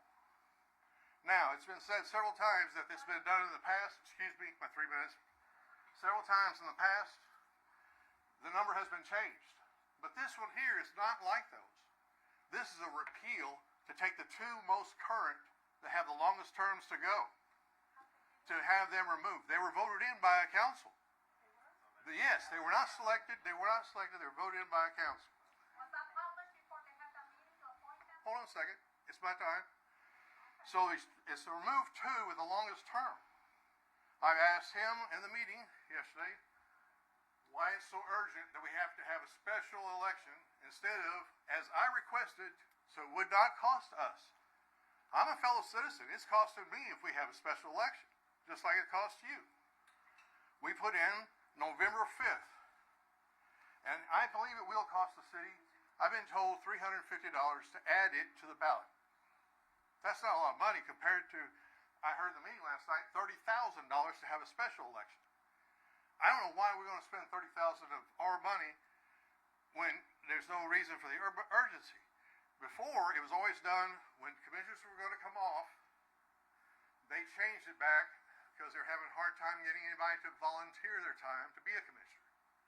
Because it's such a controversial issue. Nobody wanted to be involved with it. So they changed it from 5 to 3. Later on, because of difficulties, they changed it from 3 back to 5. Guess what?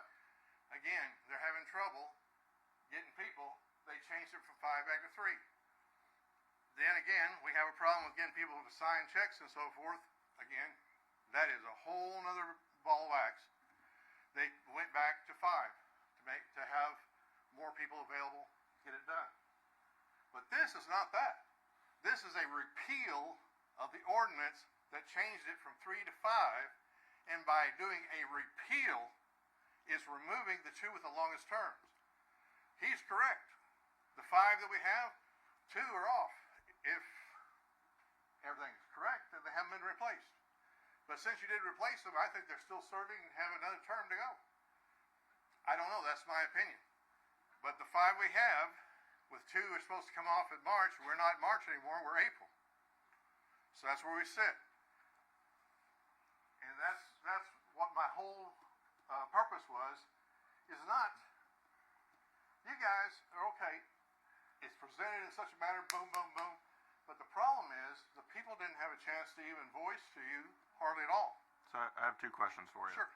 First question is, obviously you have an issue with having a special election of us as citizens paying the $30,000. Do you have a problem with the citizens paying $1 million to pay us back for what is inevitably going to come for the lawsuit? I've said several times, my whole problem with the settlement, okay, is a smooth transition in funds, period.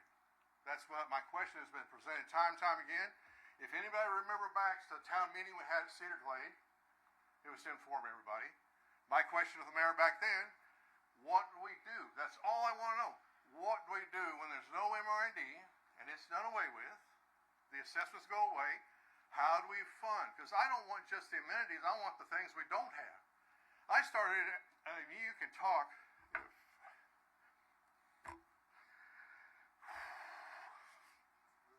If Pella was here, she would tell you. I can answer that question. I was very involved with Mr. and Mrs. Pello. They came in 2020 when I was working with the Commissioner of MRID, who works for Mr. Smart. He said I could do it. I got an engineer from Little Rock come down and assess what we have as a pool. Can it be saved? How can we get it done? Mr. and Mrs. Pello was there. Smart was there. I was there. The engineer brought a protege down. What I'm getting at is I've been working for our amenities, trying. I also have been with Charlie. Charlie can tell you, he and I went over to assess the freezers and the coolers and the kitchen and stuff. We looked at that stuff. We actually have a guy in our file, he's in Pocahontas, that can evaluate those coolers and freezers to recondition them. No, I'm not one just coming to meetings. I am doing things for the community because, you know what? I got a granddaughter. She'll be here long after I'm dust. She's only 2. And that's the side I'm on, period. But no, I don't want the city or us as taxpayers to have to pay ourselves back. And all I've ever said is it has to have a fluid chain of funds. And I mentioned in a meeting today, he mentioned that he doesn't want to pay the 3% that we pay the county to collect those funds. How many businessmen do we have here? Any hands? Okay. You guys have been in business. How much does it cost to mail out your bills to your customers? Okay. How about 14,000 customers? We're a little less than that, property owners. Some of them in foreign countries. That's all been done for us by the county. Now they already have to do it, because they have to mail out for county taxes. All right? They're already doing it. So yeah, when the money they collect for MRID, they charge the MRID 3% of that money for doing this for MRID. And I say if we have another funding source there, we ought to allow them to do that, because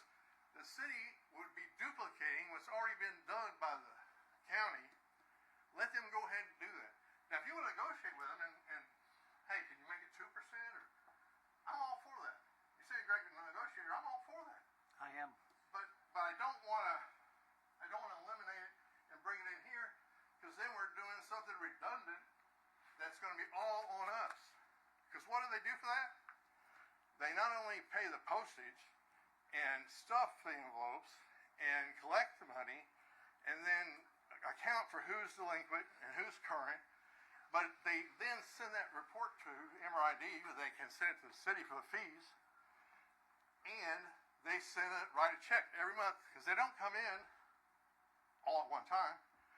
And every month when it comes in to them, they have to account for it, put it in a special account, write the check, send it to us. Okay? We don't want to bring that all in here. Do we want to increase our city payroll by what, 2 people? I don't know what it'd take. I don't know, to do all this accounting. It's extra work. Our accounting staff, I think, is already taxed. Can you go back to the referendum that you started? Sure. Sorry. I was answering his question about funding. That's part of the funding thing. I don't think we ought to pay a 3% either. Okay.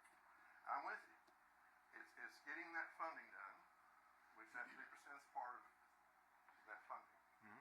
And that's why I would think we ought to take and have steps being done to secure a line that lets us have ease of mind. I think Bo himself will tell you, if he could see a solid chain of payment that will take right up and no gaps, then the settle will be a lot easier to transfer the deeds to the city. I don't think it's the issue of transferring the deeds as much as it is the insecurity of jumping off that cliff and you don't know there's a net. Any questions for me as a sponsor? I do. Yes, sir. You know, you said that this ordinance went bam, bam, bam 3 days in a row. But everybody's got phones. They had plenty of time in 3 days to call up their alderman and state anything that they had to say. Whereas when it got increased from 3 to 5 back in 2020, it got done under an emergency clause at one meeting where nobody had any say to it. I'm not defending that at all, sir. I agree. I object to that too. So if you agree with this, why don't you agree that people had plenty of time to contact their alderman if they had an issue? No, I just said, I agree with your point. That was wrong. 100% wrong to do the emergency clause. I agree with you. I would object to that being done then. But Okay, but they didn't do it under emergency clause this time. They had 3 readings of it, and that gave I understand. some of the community I- proper time to contact their alderman to I prefer to stay with the law says next meeting and 30 days gives plenty of time. I commended George in one of the ordinances that was passed. He said, can we just put it off one meeting? And they gave 30 more days. And George, you know, I applauded you. I shook your hand and I was so glad that extra 30 days. Because that's all I'm saying is everybody does not listen to this on the internet. Some people don't have internet. Not everybody gets the Pace-Setting Times or the Melbourne Times or whatever paper they contribute to. But that's what I'm getting at. It takes time to get it word of mouth about what it is and get it discussed and get those opinions.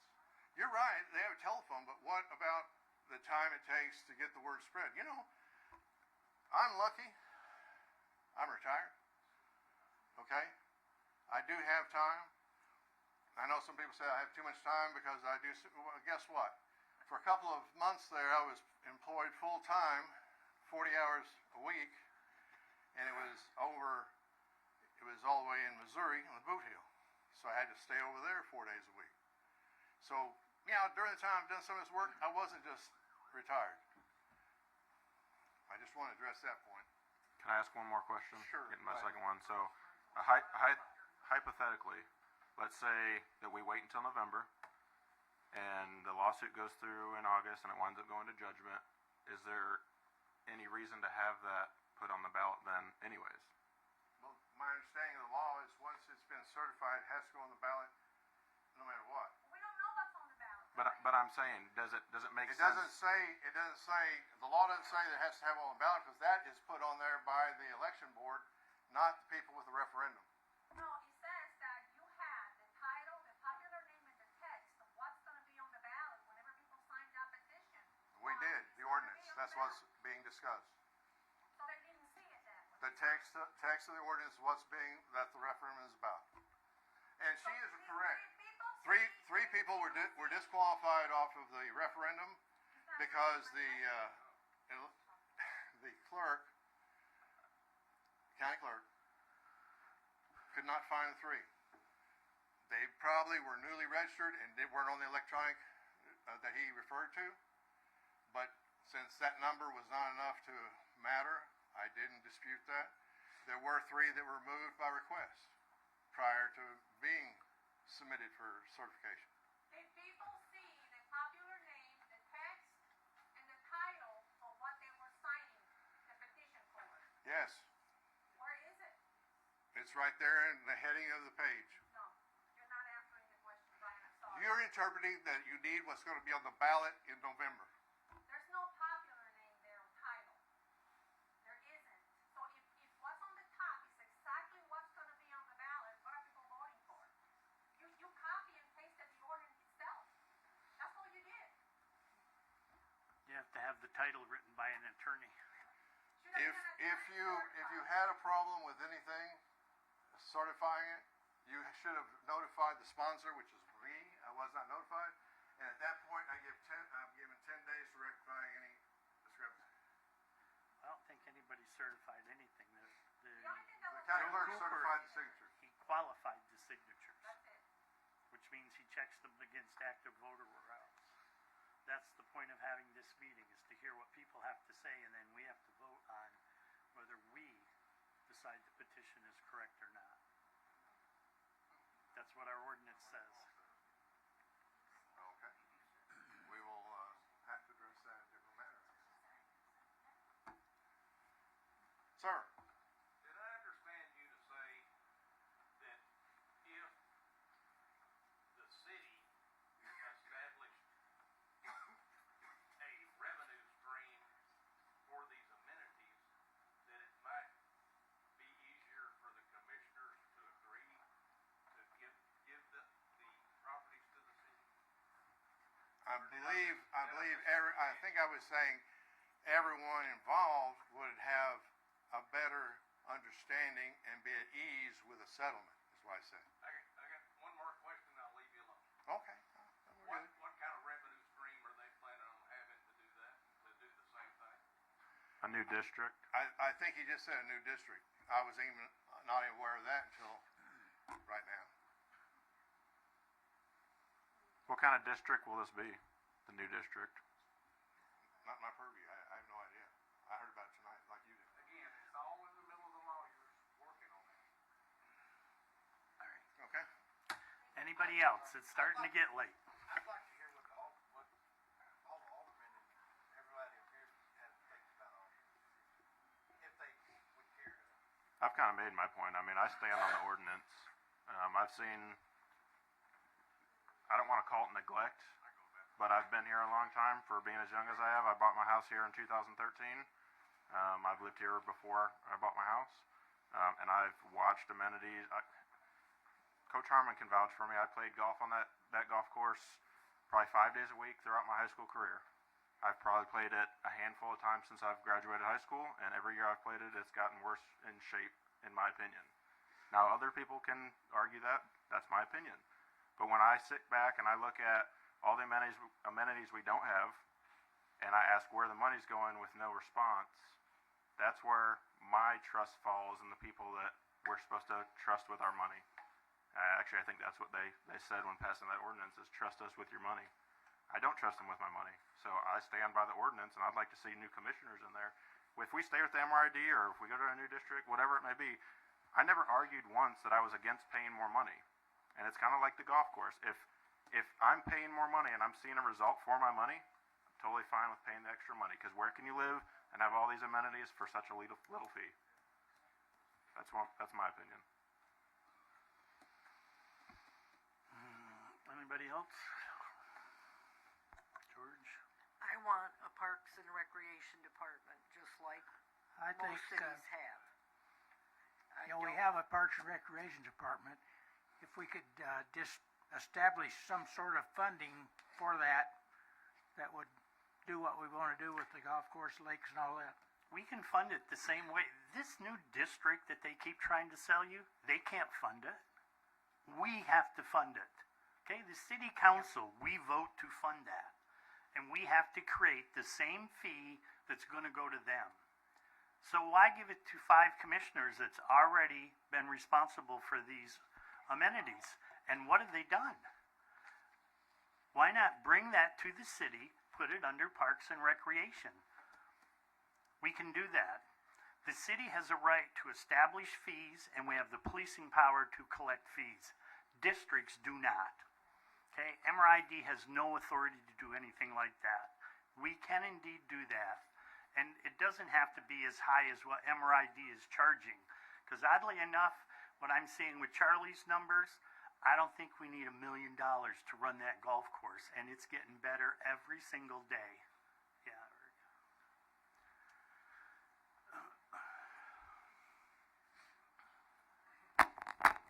Eric Gretz, 265, Cardinal Drive, Horseshoe Bend. A lot of talk about a new district. Listen to everybody's little comments here and there, all that's great. I'm glad people come out and express.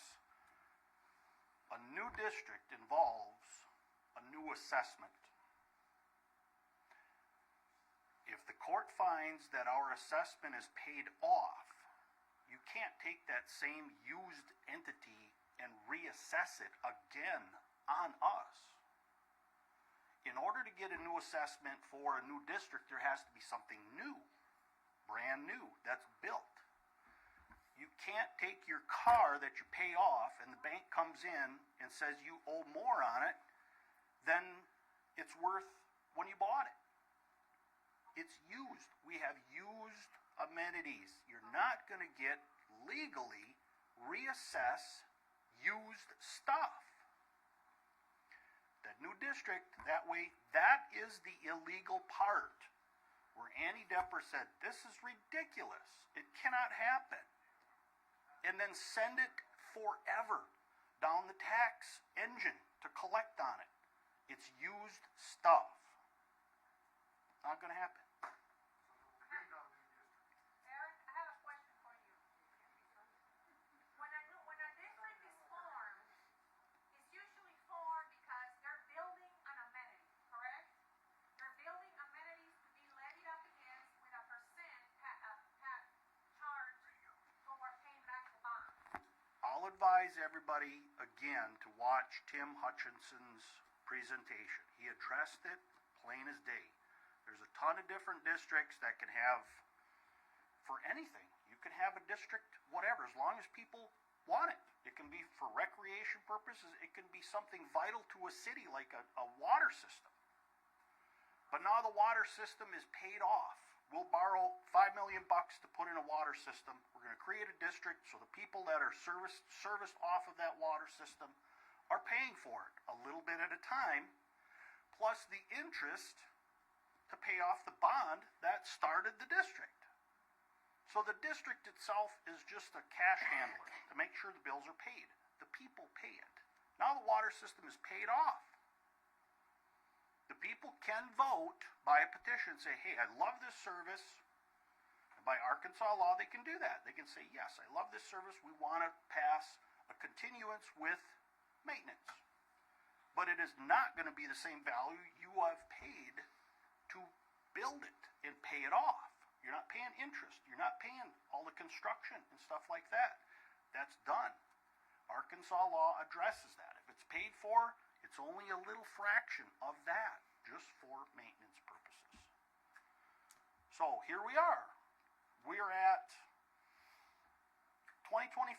Our assessments are paid off. Some are not. Most of us are. How are you guys that are sitting out there with homes with your assessments paid on your properties going to get reassessed to pay the bill for the same stuff you already paid off? Does that make sense to anybody that that's a reasonable request to make you pay more? Arkansas Code says, according to 1493-110, I think it is, that, again, an amenity that has received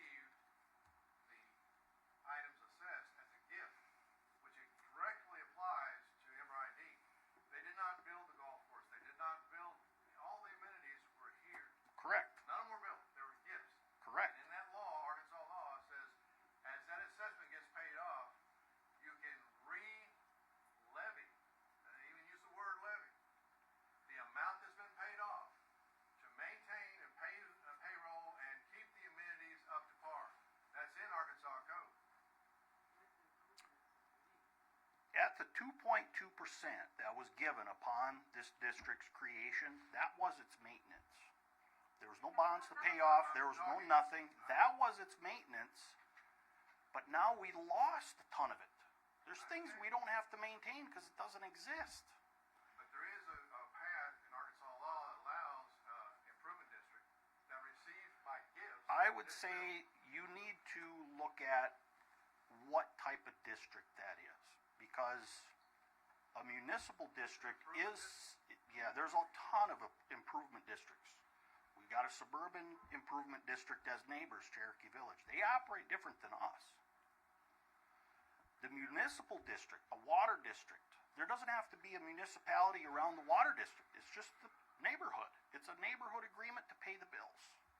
We have a municipal district. It was created by the municipality. It's in its name.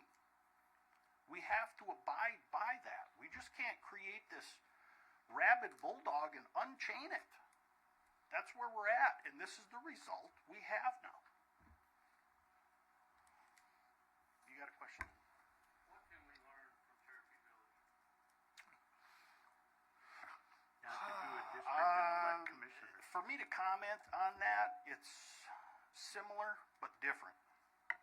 And I can touch on that. All their stuff is there. They had both 2 golf courses, all their lakes, all their parks. Everything was running. There was nothing missing. So they did have a justifiable need to, I guess, give it a patch. And they've got a 7-year patch from when the lawsuit was settled to fix it.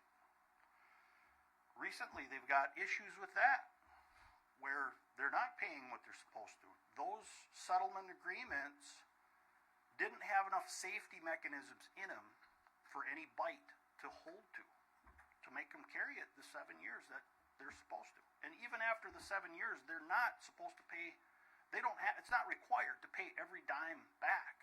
They're going to pay as much as they can at the end of the 7 years, and then that's it. That's how that district works. Comparatively, I can say for a fact that the plaintiff of Cherokee wishes he would not have settled, because it would have eliminated the issues that they're having now, and the Cherokee Village City would have to really grab a hold of what they have and make it go. This isn't an easy decision for Horseshoe Bend, but we're at a road here right now. We have settlement or judgment. Settlement, we can contribute to how we want it to happen. Judgment, that's over. If we don't decide what we want to do with this in settlement, someone else will decide that. Now, if you feel comfortable with that, I don't know, you want to flip a coin whether your house burns down? No. That's a 50-50 chance. I don't like them odds. I like to be in control of how things can turn out, and that is the settlement option. What is the benefit to you, settlement versus judgment? What do you mean benefit to me? Benefit to you. That it's over. It'll finally be over one way or another. Okay. So, you know, because people keep talking about why doesn't one side settle, I guess, versus another side.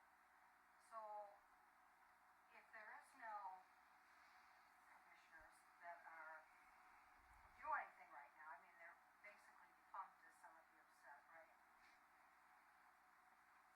Why keep on with the lawsuit? Because it seems to me that you've kind of already gotten what you wanted.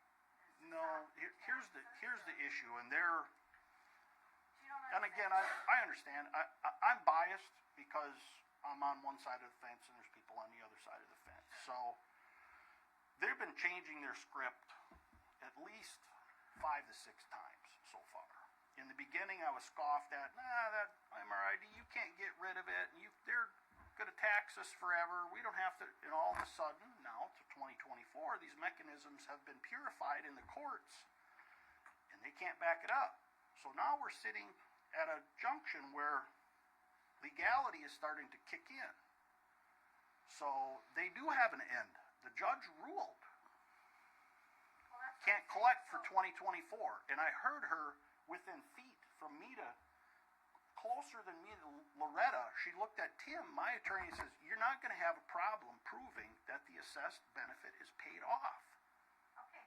So she stopped the assessed benefit and gave us the opportunity for the other side, because they said we've got a fee and we got a tax structure. That was one of their last cards they were playing. The judge was smart and has wisdom. She knew the assessed benefit is exhausted. She gave us that win. She also gave the defendants the chance to prove their side. Says, okay, we're going to give you a chance in court to either prove it's a tax or a fee or a percentage of each. That was the window she opened up for us to make a settlement. She could have ruled that day. Well, I get that, but my question is if they are not active, I don't know a better word to say this, I'm trying to understand this, then why don't you just drop it? Because they'll reactivate. They're still there. Well, I thought you said that they aren't there, though. They have to agree to the settlement. They don't have authority to run MRID, but since they are still commissioners of MRID, they have to agree to the settlement, and none of them will agree to the settlement. I thought you said that. I think what she's trying to ask is if they're not a part of the MRID, if they're not making decisions. They don't have any power, then what's the point? Ask them that. Because they can Next settle. time you see them, ask them that. What's the point? I mean, so it's like, what are you fighting if they don't have any power anyway? Back to the referendum, and we got kind of off in the weeds, but I'll just throw in a little comment. Before Huckabee's administration went out, when they knew Dwayne was going to get in, that's when they installed the extra 2 commissioners. Because they know he could have done it. Wasn't needed. They know he could have done it when he got in, so they loaded the deck with their people. That was done in an emergency clause. Nobody got to say nothing. That just showed up. And we watched it happen in one night. So here we had an ordinance. Granted, it happened bing, bing, bang, like Brian says, but there is a minimal constriction that needs to be abided by to pass an ordinance. And people are just mad that it happened in the shortest amount of time. It could have been done in an emergency clause, but we didn't have the support of the council to do it. So that was the only other option, from what I see. And I'm not sure that that's what everybody is mad about. No, they're not mad about how it was done. They're mad because the two are missing. There might have been some other, So, if anybody, I didn't want to come up, but I wanted to clarify that assessment deal. We cannot refresh a bill on stuff we've paid off. They're mad because the vote didn't go their way, so they want another vote. Well, isn't it? One more. My understanding, I'm going to ask you, my understanding was, like with Brian and whatever, and voting for it, is that the people should have a vote. And then why? 2019, when the first levy attempt was done, that was in an emergency clause. That was what? An emergency clause to do the 5.5% in 2019, and no one knew that was coming. I don't think that was right either, but I don't think we should follow the Well, I'm just saying, why is there an outrage now? Doesn't mean it should be continually done wrong. I know, but was It's an anybody imbalance scolded of then when it was done outrage. wrong? Why I didn't have you no do a idea, petition then? but I don't think You could have done this same thing. You could have. We're gonna find out what a petition It went the and this opposite way. referendum is gonna cost. It ain't gonna be no $350. I'll tell you that. It ain't. Because we had a runoff in Izard County for a JP race, which is a very limited little district too. And what was the price on that? we're still getting bills. So.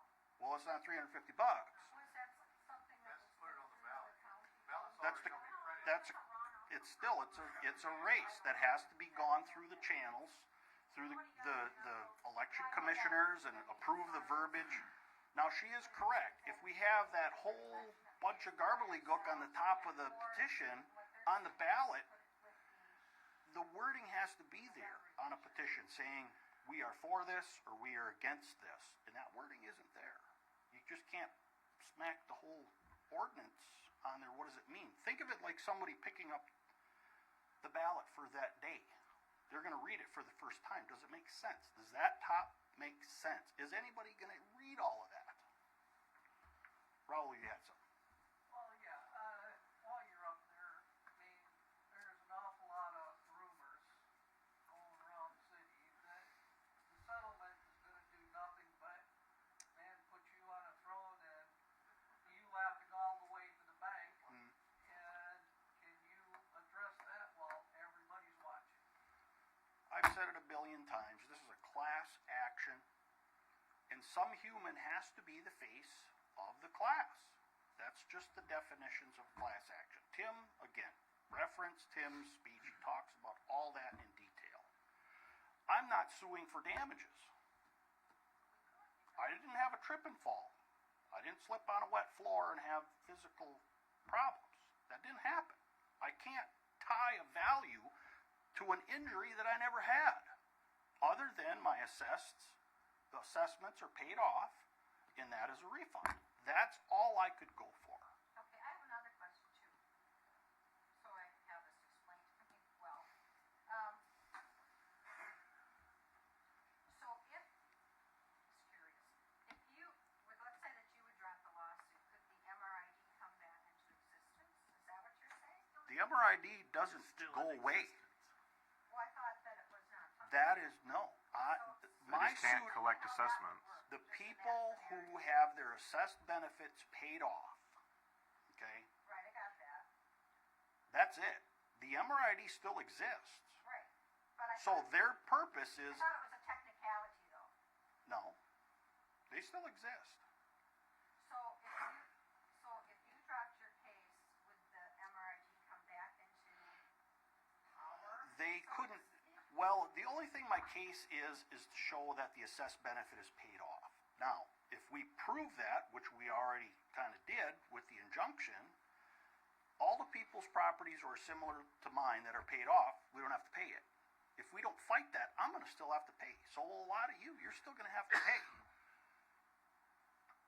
For the ones that weren't paid before, like the people. For the ones that are paid, because this case only proves that. That's all it does. It's very one channel, very narrow. That's all it is. So those who are still delinquent now, the MRID can still operate and still collect assessments on those delinquent Correct. lots. Okay, and those would be like the Or someone who hasn't paid up their assessment. Nobody lives there right now, or they're, Correct. I don't know, defunct or dead, or who knows Yeah, what, you know? I'm working, I've got files from the assessor's office and collectors.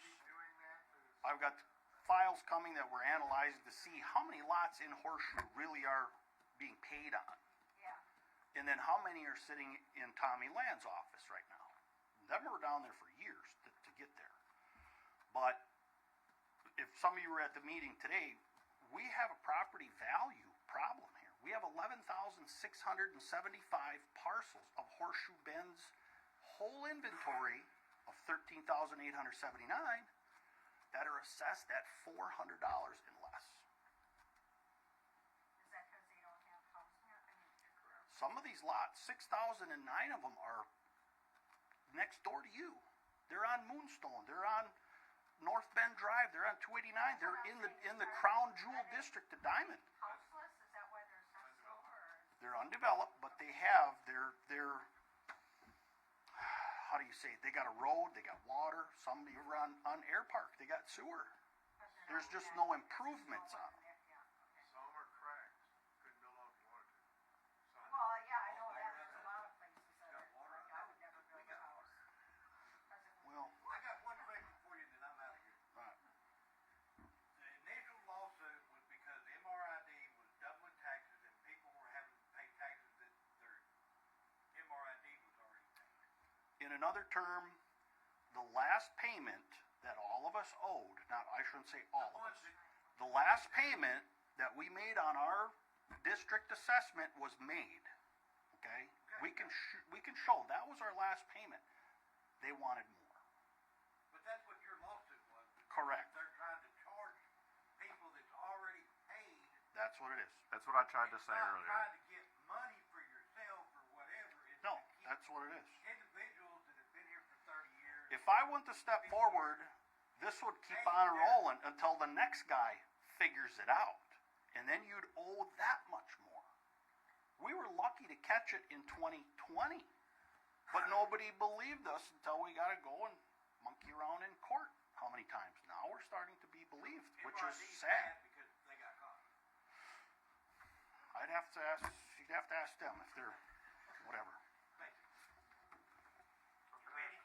Yeah. I mean, I live out of town now. Like you said, he lives in my old house, but I still own the house. But what I'm saying is, I've been here 40 years. Okay, I've watched it. I even worked at the golf course for a while. Okay, hold that against me, whatever you want to do. But what I'm saying is, I had people call when they did raise the price. Okay, and they were just asking, why does it show that it's raising? I said, well, and my question was, can you live on 1980 money nowadays? In other words, can you buy a house for what they were in 1980 and today buy it for the same price? You can't, because it's all gone up. So in other words, if we stay at this, I'm giving an example. If you stay at $50, which most everybody's paying $50 a lot, you stay at that, and granted, funds were probably misused, you know, and I'm talking about the past. You're blaming these guys now. They just come on board. They haven't been here that long. Right. But I know the guys that were in the They've past. been here long and enough. Visual mistake. You know, I mean, I've seen mistakes they made, but I wasn't working here at that time.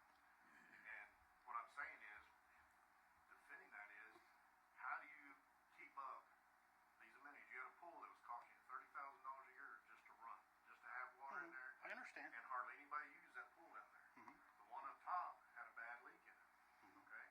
And the people at that time, commissioners at that time, thought in best interest, fill it. Nobody uses it. It was for the adults. It was an adult pool.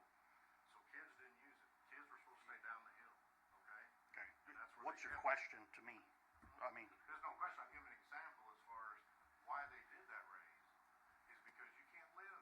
You couldn't work on minimum wage back in 1980. But we're Well, also not paying for 1980 28 amenities that we had.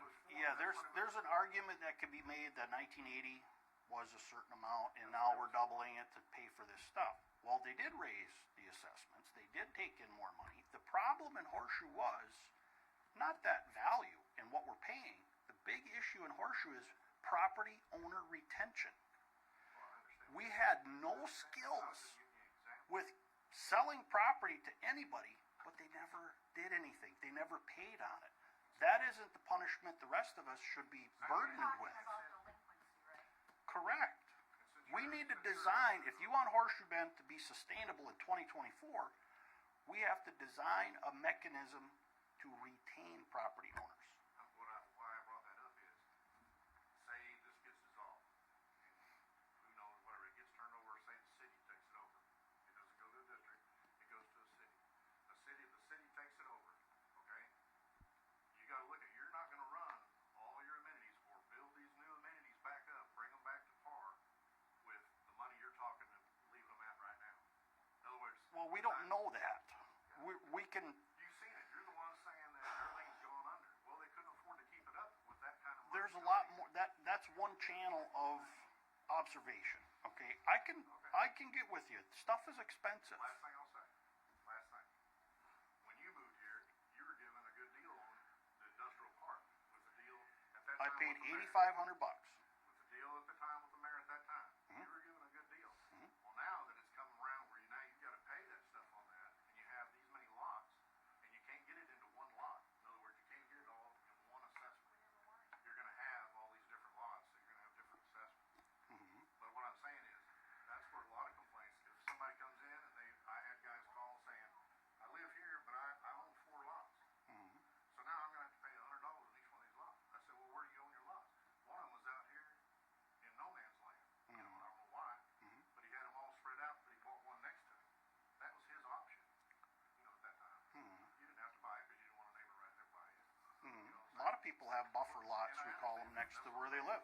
But they did that, and then it's like, what do you use in the amenities? These are some of the calls they got. You use in the amenities. No, and I understand your frustration. It's great talking about history because somebody used the 2020 hindsight. Yes, I understand. People always look at 2020 hindsight and say, yeah, we done this and that. That's what happened. Okay, great. But there needs to be a lesson learned. We've got to come to terms with Horseshoe Bend exists because 2 guys wanted to slice and dice worthless Ozark Hill land and make a fortune on it. And you can't tell me after the first lot was sold, they figured out a way how to get out of this place at the right time. sitting here in 2024, and we've got a chance to redesign this town and not do the developer's nightmare anymore. Well, I just want to touch There on that ain't much left. because you mentioned, yeah, I mean, you mentioned that we can't, but again, if you go back to 1980, how many amenities were there? 28? How many do we have now? I know, so I'm saying, where did the money go that was being used to maintain those? They're now being funding. I know, but I'm saying now they have that funding. They're not going to the pools. They're not going to the miniature golf. They're going to the golf course. How long does it take you to fix something that's been broke for so many years? You're going to say in 2 years it should have been flat. We're back up and we got kids coming down there. We're not going straight. But they're not putting money there. That's what I'm saying. So we're not operating on 1980 money because we're not paying that money out to all these other amenities. It's going to one source. They're not fixing the pool. You didn't mind paying that extra. I didn't, but there was, You wanted to see what was coming of your money. and there was nothing coming of it. Well, that's what these people are worried about. Like you said, coming across a level deal, and you're going to have the money that will show. But you're talking a good chunk of money. Trust me, it's a good chunk of money that you're going to try and come up with. And then she made a comment a while ago. I'm sorry. She made a comment a while ago about not taking care of the lakes, everything. The time that I was there, Game and Fish checked the lakes every year for fish quantities and all this. Make sure there was enough fish in there and all this. They come back and said there's adequate fish in the river, coming in the lake. What years was that? That I worked there? Yeah. I've been gone 2 years. I heard fishing game said there's like 2 in the whole county, and if you think that they're getting everything done, you're out of your mind. Mr. Mayor, do you think we could adjourn for tonight since we're coming back tomorrow night? Okay, well, One thing you can fix up my husband, because I'm getting tired. he's undefensible, but go ahead.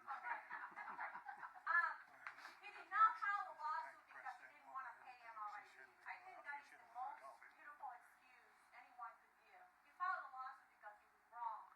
We never filed to have our properties amended, binded, or any fee waived. We paid MRID since we acquired the property in 2007, consistently.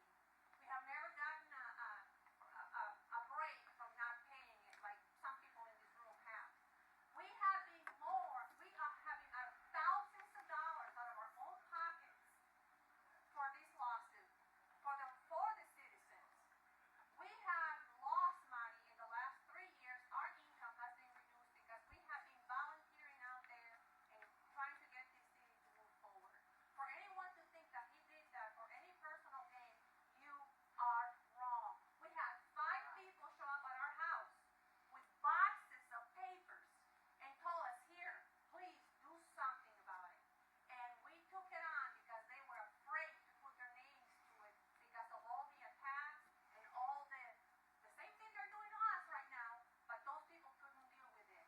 And the only reason why we did it is because they couldn't, number one, they couldn't threaten my job, they couldn't threaten the fact that I don't live within the city, and they couldn't threaten the fact that my kids no longer attend public school. So that's why we took it on. Can I get a second? Just a second. Is there anybody else who is a dying, burning desire? You have to speak tonight. You can't come back tomorrow night. We do have the meeting coming back tomorrow night. You're all welcome to come back. You're welcome to bring a different opinion. You can rent an opinion. You can borrow someone else's opinion. We'll be back tomorrow night at 6 o'clock. Mr. And Mayor? before we adjourn, I also have to say, due to the number of potential speakers attending the special meeting, the video recording will serve as our official record. Do I have a motion to adjourn? We already have the motion. We just need to vote. I'll All those second in it. favor? Could I make a quick comment? Sure. Did anybody get a call from the electric company today? Yes. Okay. 10 o'clock tomorrow night. Power's going off, 10 o'clock tomorrow. In the morning or night? We're adjourned. Thank you. Thank you, everybody, for showing up. Thank you all for not killing each other.